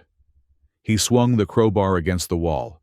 Sparks flew, but the concrete did not chip. He was a rat in a bucket, and the water was rising. I leaned forward in the control room, adjusting the gain on the microphone. It was time for the final inspection. It was time to read the report of structural failures into the record. "Julian," I said. He froze. He looked around wildly, his chest heaving. "You are wasting your energy," I continued, my voice calm and amplified, filling the small acoustic chamber. "That shutter is made of ballistic steel. The walls are reinforced concrete. You could have brought a jackhammer and you would still be there when the sun comes up. You underestimated the engineering. But more importantly, you underestimated the family you tried to dismantle." "Let me out!" Julian shrieked. "Joseph, I swear to God, let me out. This is kidnapping. I will sue you. I will take everything." "You have already taken everything you are going to take," I said. "Now we are going to do an audit. Do you know what an audit is, Julian? It is where we compare the books to the reality." I picked up the project log. I didn't need to read it. I had memorized every entry, but holding the physical book gave me a sense of grounding. "Item 1, I recited. October 15th. You stole $200 from your wife's wallet and claimed she lost it. You made her question her own memory. That is gaslighting." Julian stared at the shattered monitor, his mouth opening and closing. "Item 2, I went on, my voice hardening. November 3rd. You coerced Emily into liquidating her savings account. $14,500. You sent it to a shell company called Prime Capital to pay off gambling debts. That is grand larceny and wire fraud." You can't prove that," he stammered. but the conviction was gone from his voice. Item 3, I said, ignoring him. November 24th. You grabbed my daughter's wrist during an argument about your failed business. You left bruising consistent with a grip force of 40 pounds per square inch. That is domestic assault. It was an accident, he yelled. She tripped. Item 4. I continued, relentless as a pile driver. Yesterday morning, you conspired with an unknown party on a burner phone to arrange a cleaning job. You specifically requested a fire to cover up a double homicide. That is conspiracy to commit capital murder. Silence descended on the room. Julian slumped against the desk. He slid down until he was sitting on the floor, his expensive suit trousers gathering dust. He looked small. He looked like exactly what he was, a man who had built a skyscraper of lies on a foundation of sand and was now watching it topple. You see, Julian, I said, I never cared about the money. I kept the money safe, yes. But the real asset I was protecting was my daughter. And you provided all the documentation I needed to put you away for a very, very long time. Outside the warehouse, the night was suddenly illuminated by flashing blue and red lights. I had triggered the silent alarm the moment Julian had cut the first padlock on the outer gate. I had also called Detective Lambert, directly updating him on the breach. The police response time to Section 4 is usually slow, but when you mention a suspect involved in an active conspiracy to commit murder with evidence on site, they tend to expedite the dispatch. I watched the external monitors. 2 patrol cars and a tactical van screeched into the yard, kicking up gravel. Officers spilled out, weapons drawn, moving with practiced efficiency. They flanked the entrance to the building. Police, a voice boomed over the external loudspeakers. Come out with your hands up, Julian heard them. His head snapped up. For a second, I saw a flicker of hope in his eyes. He thought the police were his rescue. He thought he could spin this. He thought he could charm his way out of a steel box. I am in here, he screamed. Help, I am being held against my wall. Help. Sit down, Julian, I commanded. They are not here to save you. They are the demolition crew. I typed the override code into my console. Release lockdown sequence, Alpha 9. On the screen, the locking pins in the floor disengaged with a loud thud. The motor whirred to life. The heavy steel shutter began to rise inch by agonizing inch. As the barrier lifted, Julian scrambled to his feet. He smoothed his hair. He adjusted his torn jacket. He was trying to reassemble the mask. He prepared a smile. He prepared a story. The shutter rose fully. Standing on the other side in the restoration workshop were 6 police officers. Their service weapons were trained on his chest. The red dots of laser sights danced on his white dress shirt. Freeze, Detective Lambert shouted. Get on the ground now. Julian blinked. He put his hands up, slowly, palms out. Officers, thank God you are here. This man, my father-in-law, he trapped me. I came here to check on his property and the door slammed shut. He is crazy. He is trying to kill me. Get on the ground, Lambert repeated, not lowering his weapon. Do it now, Julian hesitated.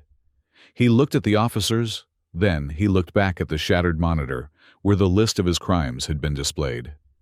He realized the narrative was not his to control anymore. He dropped to his knees. Then he lay face down on the concrete, his hands behind his head. 2 officers moved in. One placed a knee in the center of Julian's back. The other grabbed his wrists and pulled them together. The sound of handcuffs ratcheting shut was the sweetest mechanical noise I had ever heard. It was the sound of a project being signed off. Julian Vance, you are under arrest for burglary, breaking and entering, and possession of criminal tools, Lambert recited. You have the right to remain silent. This is a mistake, Julian shouted into the concrete floor. I have rights. I am a victim here. That old man is listening. He is watching us. Lambert ignored him. He signaled to the other officers. They hauled Julian to his feet. He looked disheveled, dusty, and pathetic. As they dragged him out of the inner sanctum, another officer was cataloging the scene. He bagged the angle grinder. He bagged the crowbar. He bagged the bolt cutters. He took photos of the cut locks. It was a perfect crime scene. There was no ambiguity. Julian had brought the tools of his own destruction. But the final structural failure happened outside. Marcus, sitting beside me, tapped his keyboard. "Dispatching the tip now," he said. He sent a message to a contact he had in the department, a digital whisper that would reach Detective Lambert's phone in seconds. On the external monitor, I saw Lambert pause as they were leading Julian to the patrol car. He checked his phone. He looked at Julian. Then he looked at the rented luxury sedan parked in the middle of the yard. "Hold him," Lambert ordered. He walked over to Julian's car. He shined his flashlight into the window. Then he opened the driver's side door. "You cannot search that!" Julian screamed, struggling against the officers holding him. "You need a warrant. That is a lease." "Probable cause," Lambert called back. "I see a bag on the passenger seat that matches the description of evidence in an ongoing narcotics investigation." It was a stretch, but Marcus had made sure the tip was specific enough to give them cause. Lambert reached in and pulled out a leather satchel. He placed it on the hood of the car and opened it. He pulled out a clear plastic bag filled with white powder. Cocaine. A lot of it.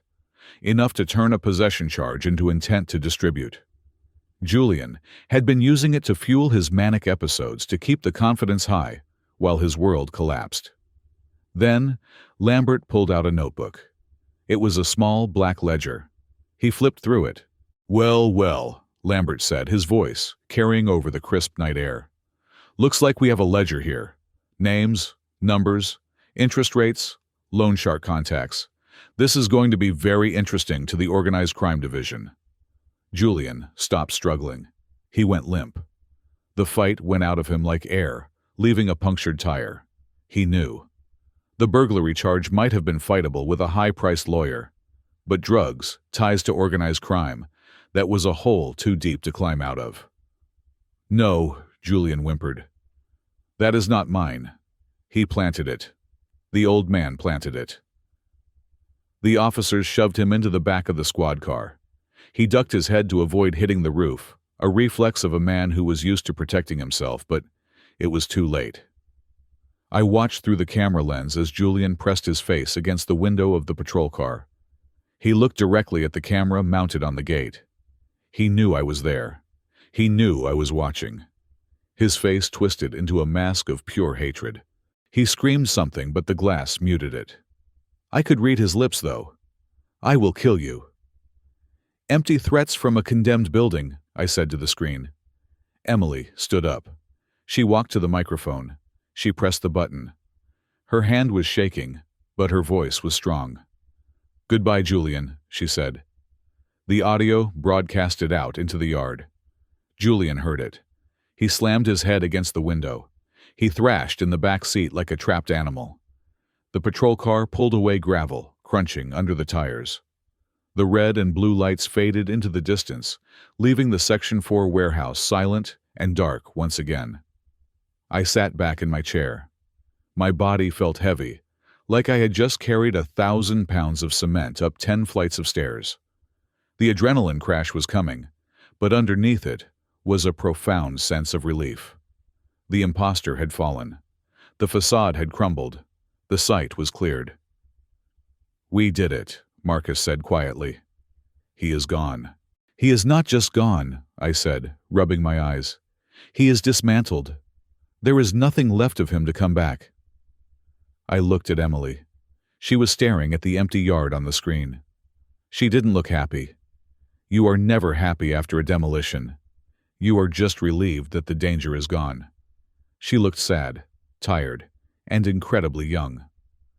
"Come on," I said, standing up. "Let's go home.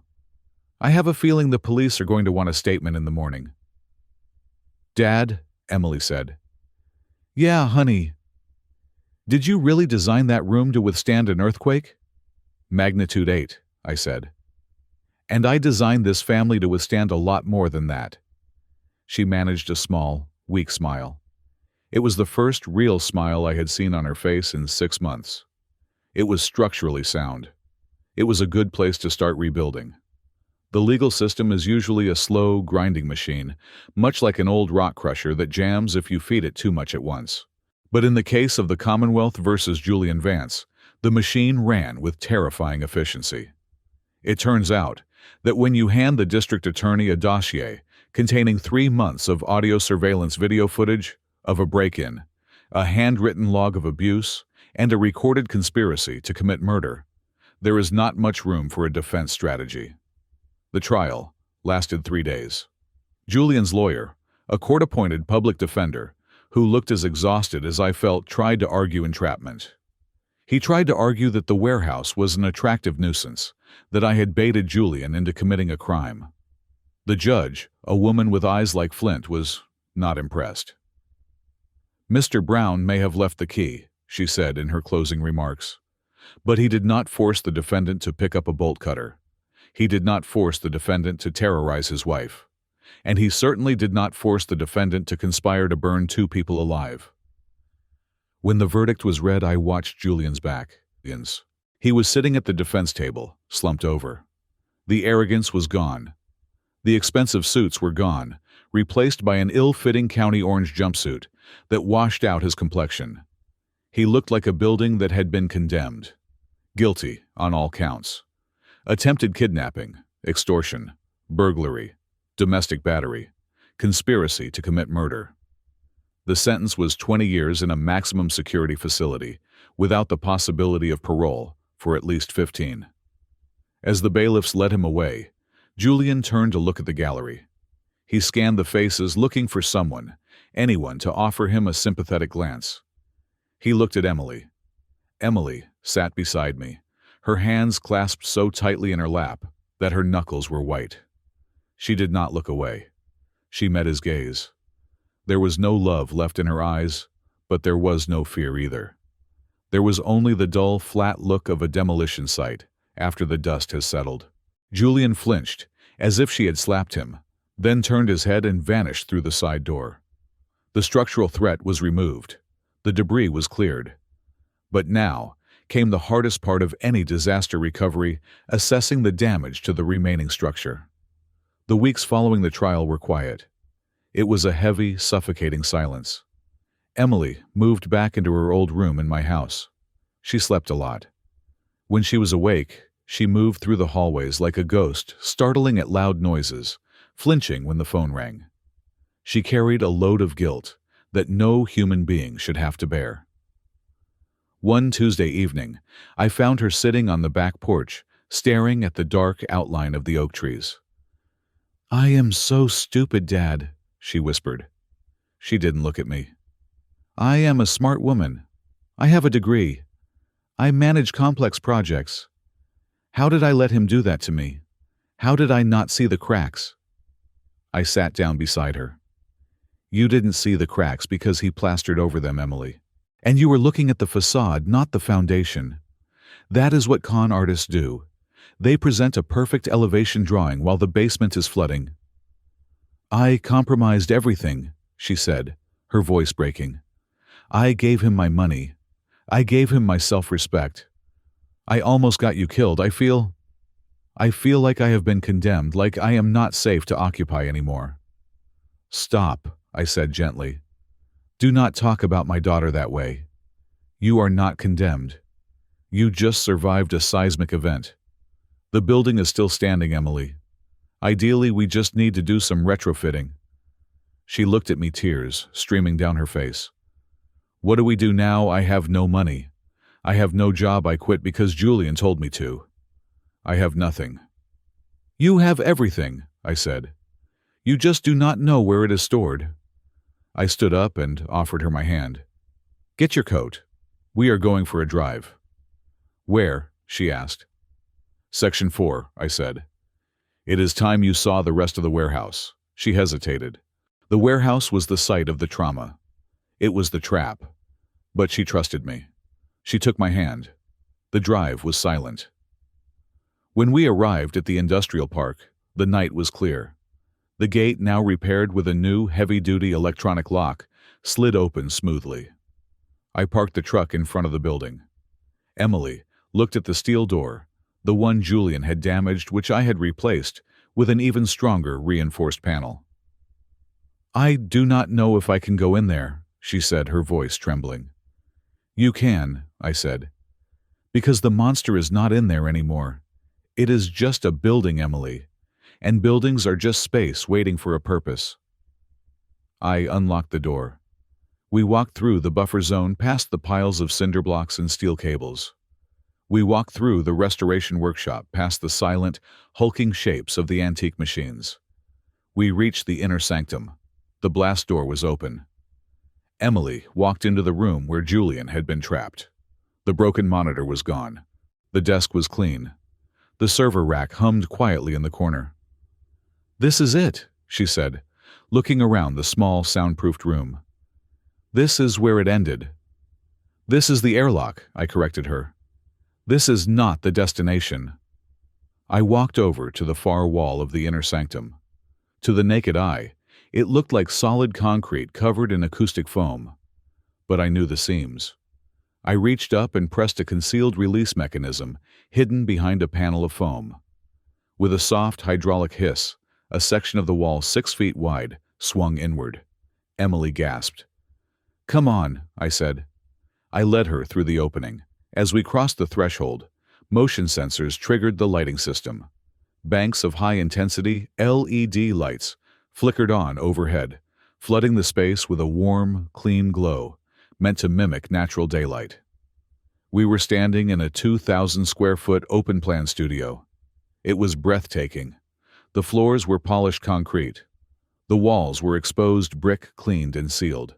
In the center of the room stood 4 high-end drafting tables. Along the wall were top-of-the-line computer workstations with dual monitors. There was a dedicated materials library with samples of wood, stone, glass, and fabric organized by color. There was a 3D printer for architectural modeling. There was a lounge area with a leather sofa and a coffee machine. It was a fully equipped, state-of-the-art design firm. Emily stood in the center of the room, spinning slowly. Her mouth was open. She touched the smooth surface of a drafting table. She ran her hand over the ergonomic mouse at a workstation. "Dad," she whispered. What is this?" "This," I said, leaning against the doorframe, "is the Brown Associates Design Studio, or whatever you want to name it. I built it for you." "For me?" "I started it 5 years ago," I admitted. "When you got your license. I knew you were talented, Emily. I knew you had a vision. But I also knew the industry is tough and working for other people crushes your soul. I wanted you to have your own space, a place where you could build things the right way. I was planning to give it to you for your 30th birthday." "But then, Julian happened," she said. "Then Julian happened," I agreed. "And I had to seal it up. I had to hide it behind a wall of concrete in a server room. I could not let him know this existed. If he knew I had the resources to build this, he would have never stopped coming for us." Emily looked at me, confusion warring with gratitude. "Resources, Dad, this equipment, the renovation, this must have cost hundreds of thousands of dollars. You said you were on a fixed pension." "I lied," I said simply.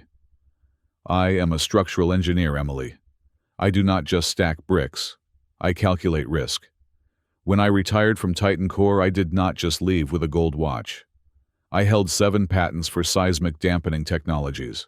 Every time a skyscraper is built in an earthquake zone, I get a royalty check. I invested that money. I compounded it." I walked over to her. "I am not poor, sweetheart. I am wealthy, very wealthy. But I learned a long time ago that money is a live load. If you pile it up where people can see it, it attracts stress. It attracts parasites like Julian. So I hid it. I put it in the foundation where it belongs." Emily started to cry again. But this time, it was different. It wasn't the jagged, ugly crying of trauma. It was the soft, releasing tears of relief. "You hid it to protect me," she said. I hid it so you would find a man who loved you for you, not for the balance sheet, I said. I failed on that count. I let a termite slip through the inspection. No, she said, shaking her head. You didn't fail. You caught him. You saved me. We saved each other, I said. Now look around. This is yours. The rent is paid for the next 99 years. The equipment is paid for. There is an operating account with enough capital to run for 3 years without a single client. You do not have to work for anyone ever again. You can build what you want. She walked over to one of the drafting tables. She picked up a pencil. She held it for a moment, feeling the weight of it. I do not know if I can design anything right now, she said softly. I feel empty. That is okay, I said. A site needs to be cleared before you can pour the foundation. Take your time. The building isn't going anywhere. We spent the next hour just sitting in that studio. I made coffee. We talked. Not about Julian. Not about the trial. We talked about light. We talked about texture. We talked about the way a room should make a person feel safe. Dad, she said after a while, you said something to Julian on the microphone. You said, you cannot build a life on a foundation of lies. I did. I want to rebuild, she said. But I think I need to tear everything down first. That is called demolition, I said. And I have a sledgehammer in the truck if you want to break something, she laughed. It was a rusty, creaky sound, but it was a laugh. Maybe tomorrow. The recovery process was slow. It was not a linear progression. There were setbacks. There were days when Emily couldn't get out of bed. There were days when she would panic because she couldn't find her phone. She started seeing a therapist, a specialist in trauma and coercive control. I went with her to the first few sessions. I sat in the waiting room reading old architectural magazines, just so she knew I was there. Just so she knew the perimeter was secure. But the real healing happened in the warehouse. 2 months after the trial, Emily started going to the studio every day. At first, she didn't design. She just sat there. Then she started helping me in the restoration workshop. There is something meditative about restoring old machinery. It requires focus. You have to take a seized, rusted mechanism and gently, patiently work it free. You have to clean off the grime of decades to find the shining metal underneath. One afternoon, we were working on a 1920 Chandler Price printing press. It was a beast of cast iron completely frozen by rust. It is stuck, Emily said, trying to turn the flywheel. It is never going to move. Don't force it, I said. Apply the penetrating oil. Let it soak. Tap it gently. It remembers how to move. It just needs to be reminded. We worked on it for 3 hours. Oil, tap, wait. Oil, tap, wait. Finally, with a groan of metal on metal, the wheel turned. Just an inch. It moved, Emily exclaimed, her face smudged with grease. Keep going, I said. By the end of the day, the flywheel was spinning freely. The rhythm of the press, the clack, clack, clack of the platen meeting the bed, filled the workshop. Emily stood back, wiping her hands on a rag. She looked at the machine, then she looked at me. It still works, she said. After all that rust, it still works. Cast iron is tough, I said. It can take a lot of neglect and still function if you treat it right. She smiled. I think I am ready to start a project, Dad. Oh, what project? I want to redesign the house, she said. Our house. I want to open up the kitchen, bring in more light, get rid of those heavy curtains. I like those curtains, I protested weakly. They are dusty and depressing, she said, her voice firm, the voice of the architect returning. We need light, structural honesty, no more hiding. Okay, I said. Draw up the plans. I will check the load calculations. While we were rebuilding our lives in the light, Julian Vance was rotting in the dark. I kept tabs on him through my contacts. Prison is a society with its own structural rules. In that world, there is a hierarchy. At the top are the guys who robbed banks or fought the system. At the bottom are the ones who hurt women and children. Julian's crimes were well known inside the walls. The story of how he tried to burn his wife and father-in-law alive had circulated. He was not popular. He was housed in protective custody for the first 6 months because the threats against him were so severe. That meant 23 hours a day in a concrete cell, smaller than the one I had trapped him in, with no acoustic foam to dampen the sounds of screaming inmates. When he was finally moved to general population, he was ostracized. He worked in the laundry folding sheets in silence. He ate alone. He walked the yard alone. The man who had needed constant validation, who had needed to be the center of attention, who had needed to control everyone around him, was now completely invisible. I received a letter from him once, about a year into his sentence. It was a long, rambling diatribe, blaming me for his misfortune, claiming he was going to appeal, claiming he had friends on the outside. I didn't read past the first paragraph. I didn't burn it either. I simply filed it in the project log under the section labeled Resolved Issues. Then, I closed the book and put it back on the shelf. I walked into the design studio. Emily was standing at her desk reviewing blueprints for a new community center she had been hired to design. The morning sun was streaming through the skylights, illuminating the dust motes dancing in the air. She looked up and smiled. "Hey, Dad," she said. "Can you come look at this truss detail? I want to make sure the span isn't too wide." "I am coming," I said. I walked across the polished concrete floor, leaving the shadows of the warehouse behind me. The structure had held. The storm had passed. And now we were building something new. It has been exactly 365 days since the heavy steel shutter of the inner sanctum slammed down, sealing Julian Vance in the darkness he deserved. In the world of construction, 1 year is the standard duration for a warranty period. It is the time you wait to see if the ground settles, if the cracks appear, or if the structure holds true against the turning of the seasons. I am sitting on my front porch, holding a mug of black coffee, watching the autumn leaves drift across the lawn. The air is crisp, the kind of weather that tests the insulation of a house. A silver sedan pulls into the driveway. It is not a leased luxury car driven by a man trying to project an image he cannot afford. It is a sensible, reliable vehicle, fully paid for, owned by the woman stepping out of the driver's side. Emily looks different today than she did a year ago. It is not just that the bruises have healed, or that she has gained back the weight she lost during the months of stress. It is the way she carries herself. In engineering terms, we talk about the center of gravity. A year ago, Emily's center of gravity was external. She was leaning entirely on Julian, desperate for his approval, off balance, and ready to topple at the slightest push. Today, her center of gravity is internal. She stands vertical. She walks with the solid rhythmic cadence of someone who knows exactly where the floor is. She waves at me, holding a roll of blueprints under her arm. "Hey, Dad," she calls out. "I secured the contract for the Riverfront Library renovation." "The bid was competitive," I shout back, smiling. "How did you manage it?" "I told them I do not cut corners on materials," she says, walking up the steps. "I told them if they want it cheap, they can hire someone else. If they want it to stand for 100 years, they hire Brown and Associates." She kisses me on the cheek and heads inside to the kitchen to grab a water bottle before heading to her studio. I watch her go. She sounds like me. She sounds like a structural engineer.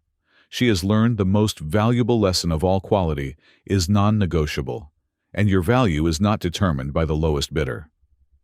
This past year has been a period of reconstruction. We did not just patch the holes Julian left. We tore the damaged sections down to the studs and rebuilt them. Emily's design firm is thriving, not because of the capital I provided, but because of her talent and her newfound spine. She fires clients who are disrespectful. She negotiates fees that reflect her worth. She has built a life that is hers, wholly and completely. As I sit here, I find myself thinking about the concept of self-preservation. For most of my life, people told me I was too guarded. They called me paranoid. They whispered that Joseph Brown kept too many secrets, that he was too cynical, that he treated life like a disaster waiting to happen. Julian certainly thought so. He thought my secrecy was a weakness, a sign of a senile mind hoarding useless junk. But they were wrong. Self-preservation is not selfishness. It is not paranoia. It is a structural responsibility. In my line of work, you never design a building to withstand only the average conditions. You do not build for a sunny day with a gentle breeze. You build for the hurricane. You build for the earthquake. You build for the fire. You assume that at some point the environment will turn hostile. If you build a house without storm shutters because you do not want to seem pessimistic, you are not being an optimist. You are being negligent. When the storm comes, and the storm always comes, the house without protection does not just fall. It destroys everything inside it. It kills the people it was meant to shelter. By protecting myself, by keeping the warehouse, by securing my assets, by maintaining a perimeter of silence, I was not just saving myself. I was saving Emily. If I had been open, if I had been vulnerable, if I had handed over the keys to my life, the moment Julian asked, we would both be destitute right now. We would be ashes in a burnt-out industrial park.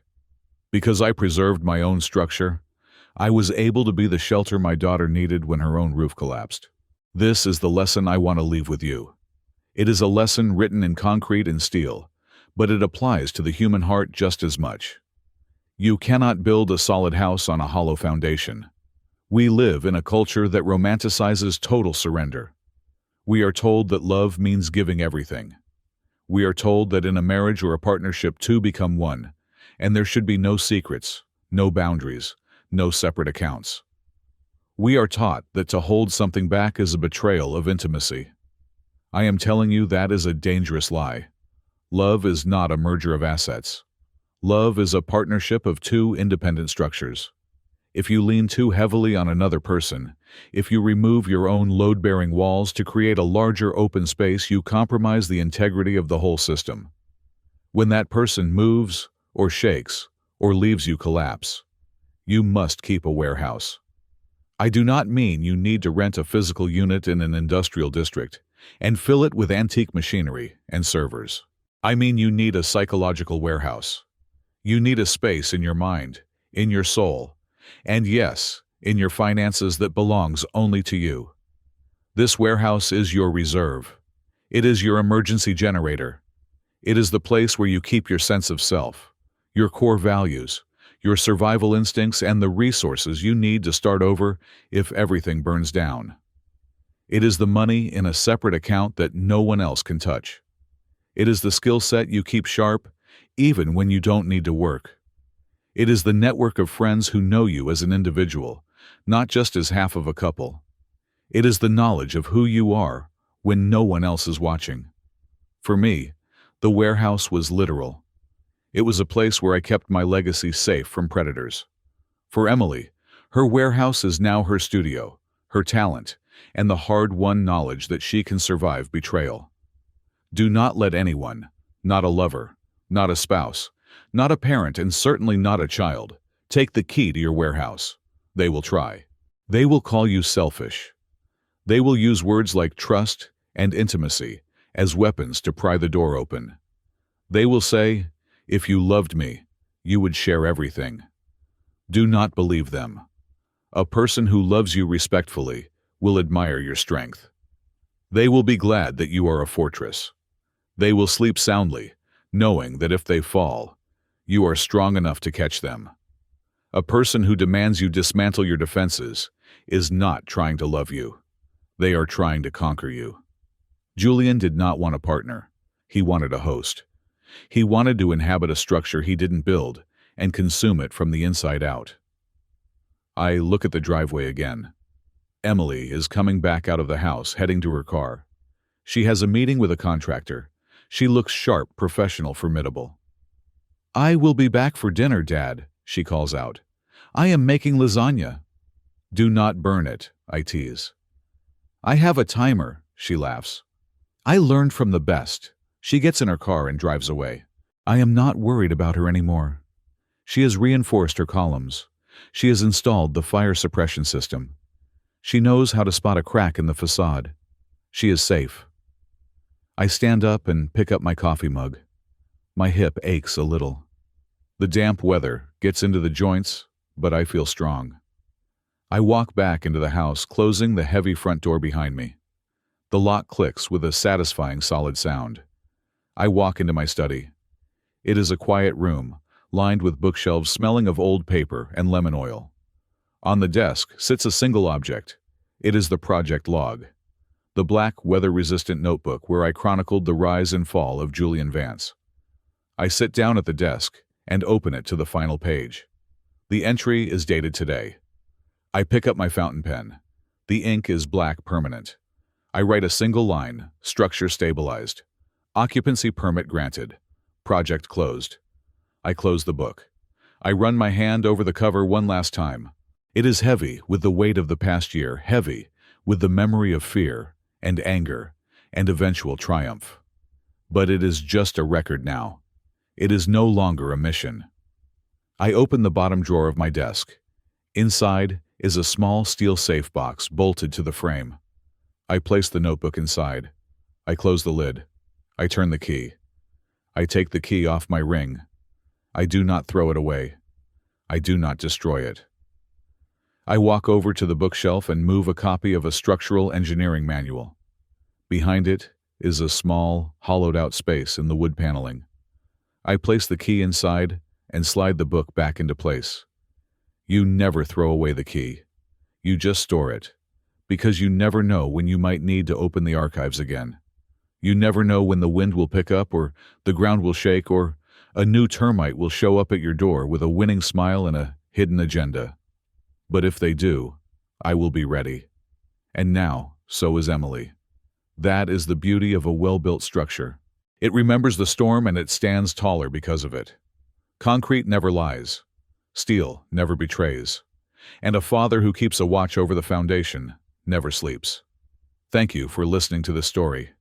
It was a long journey from the first crack in the foundation to the final lockdown, and I appreciate you sticking with me through every inspection and every demolition. I am curious to know where you are listening from today. Are you in your own workshop? Are you driving home from a job site? Or are you sitting on your front porch like me, watching the leaves fall?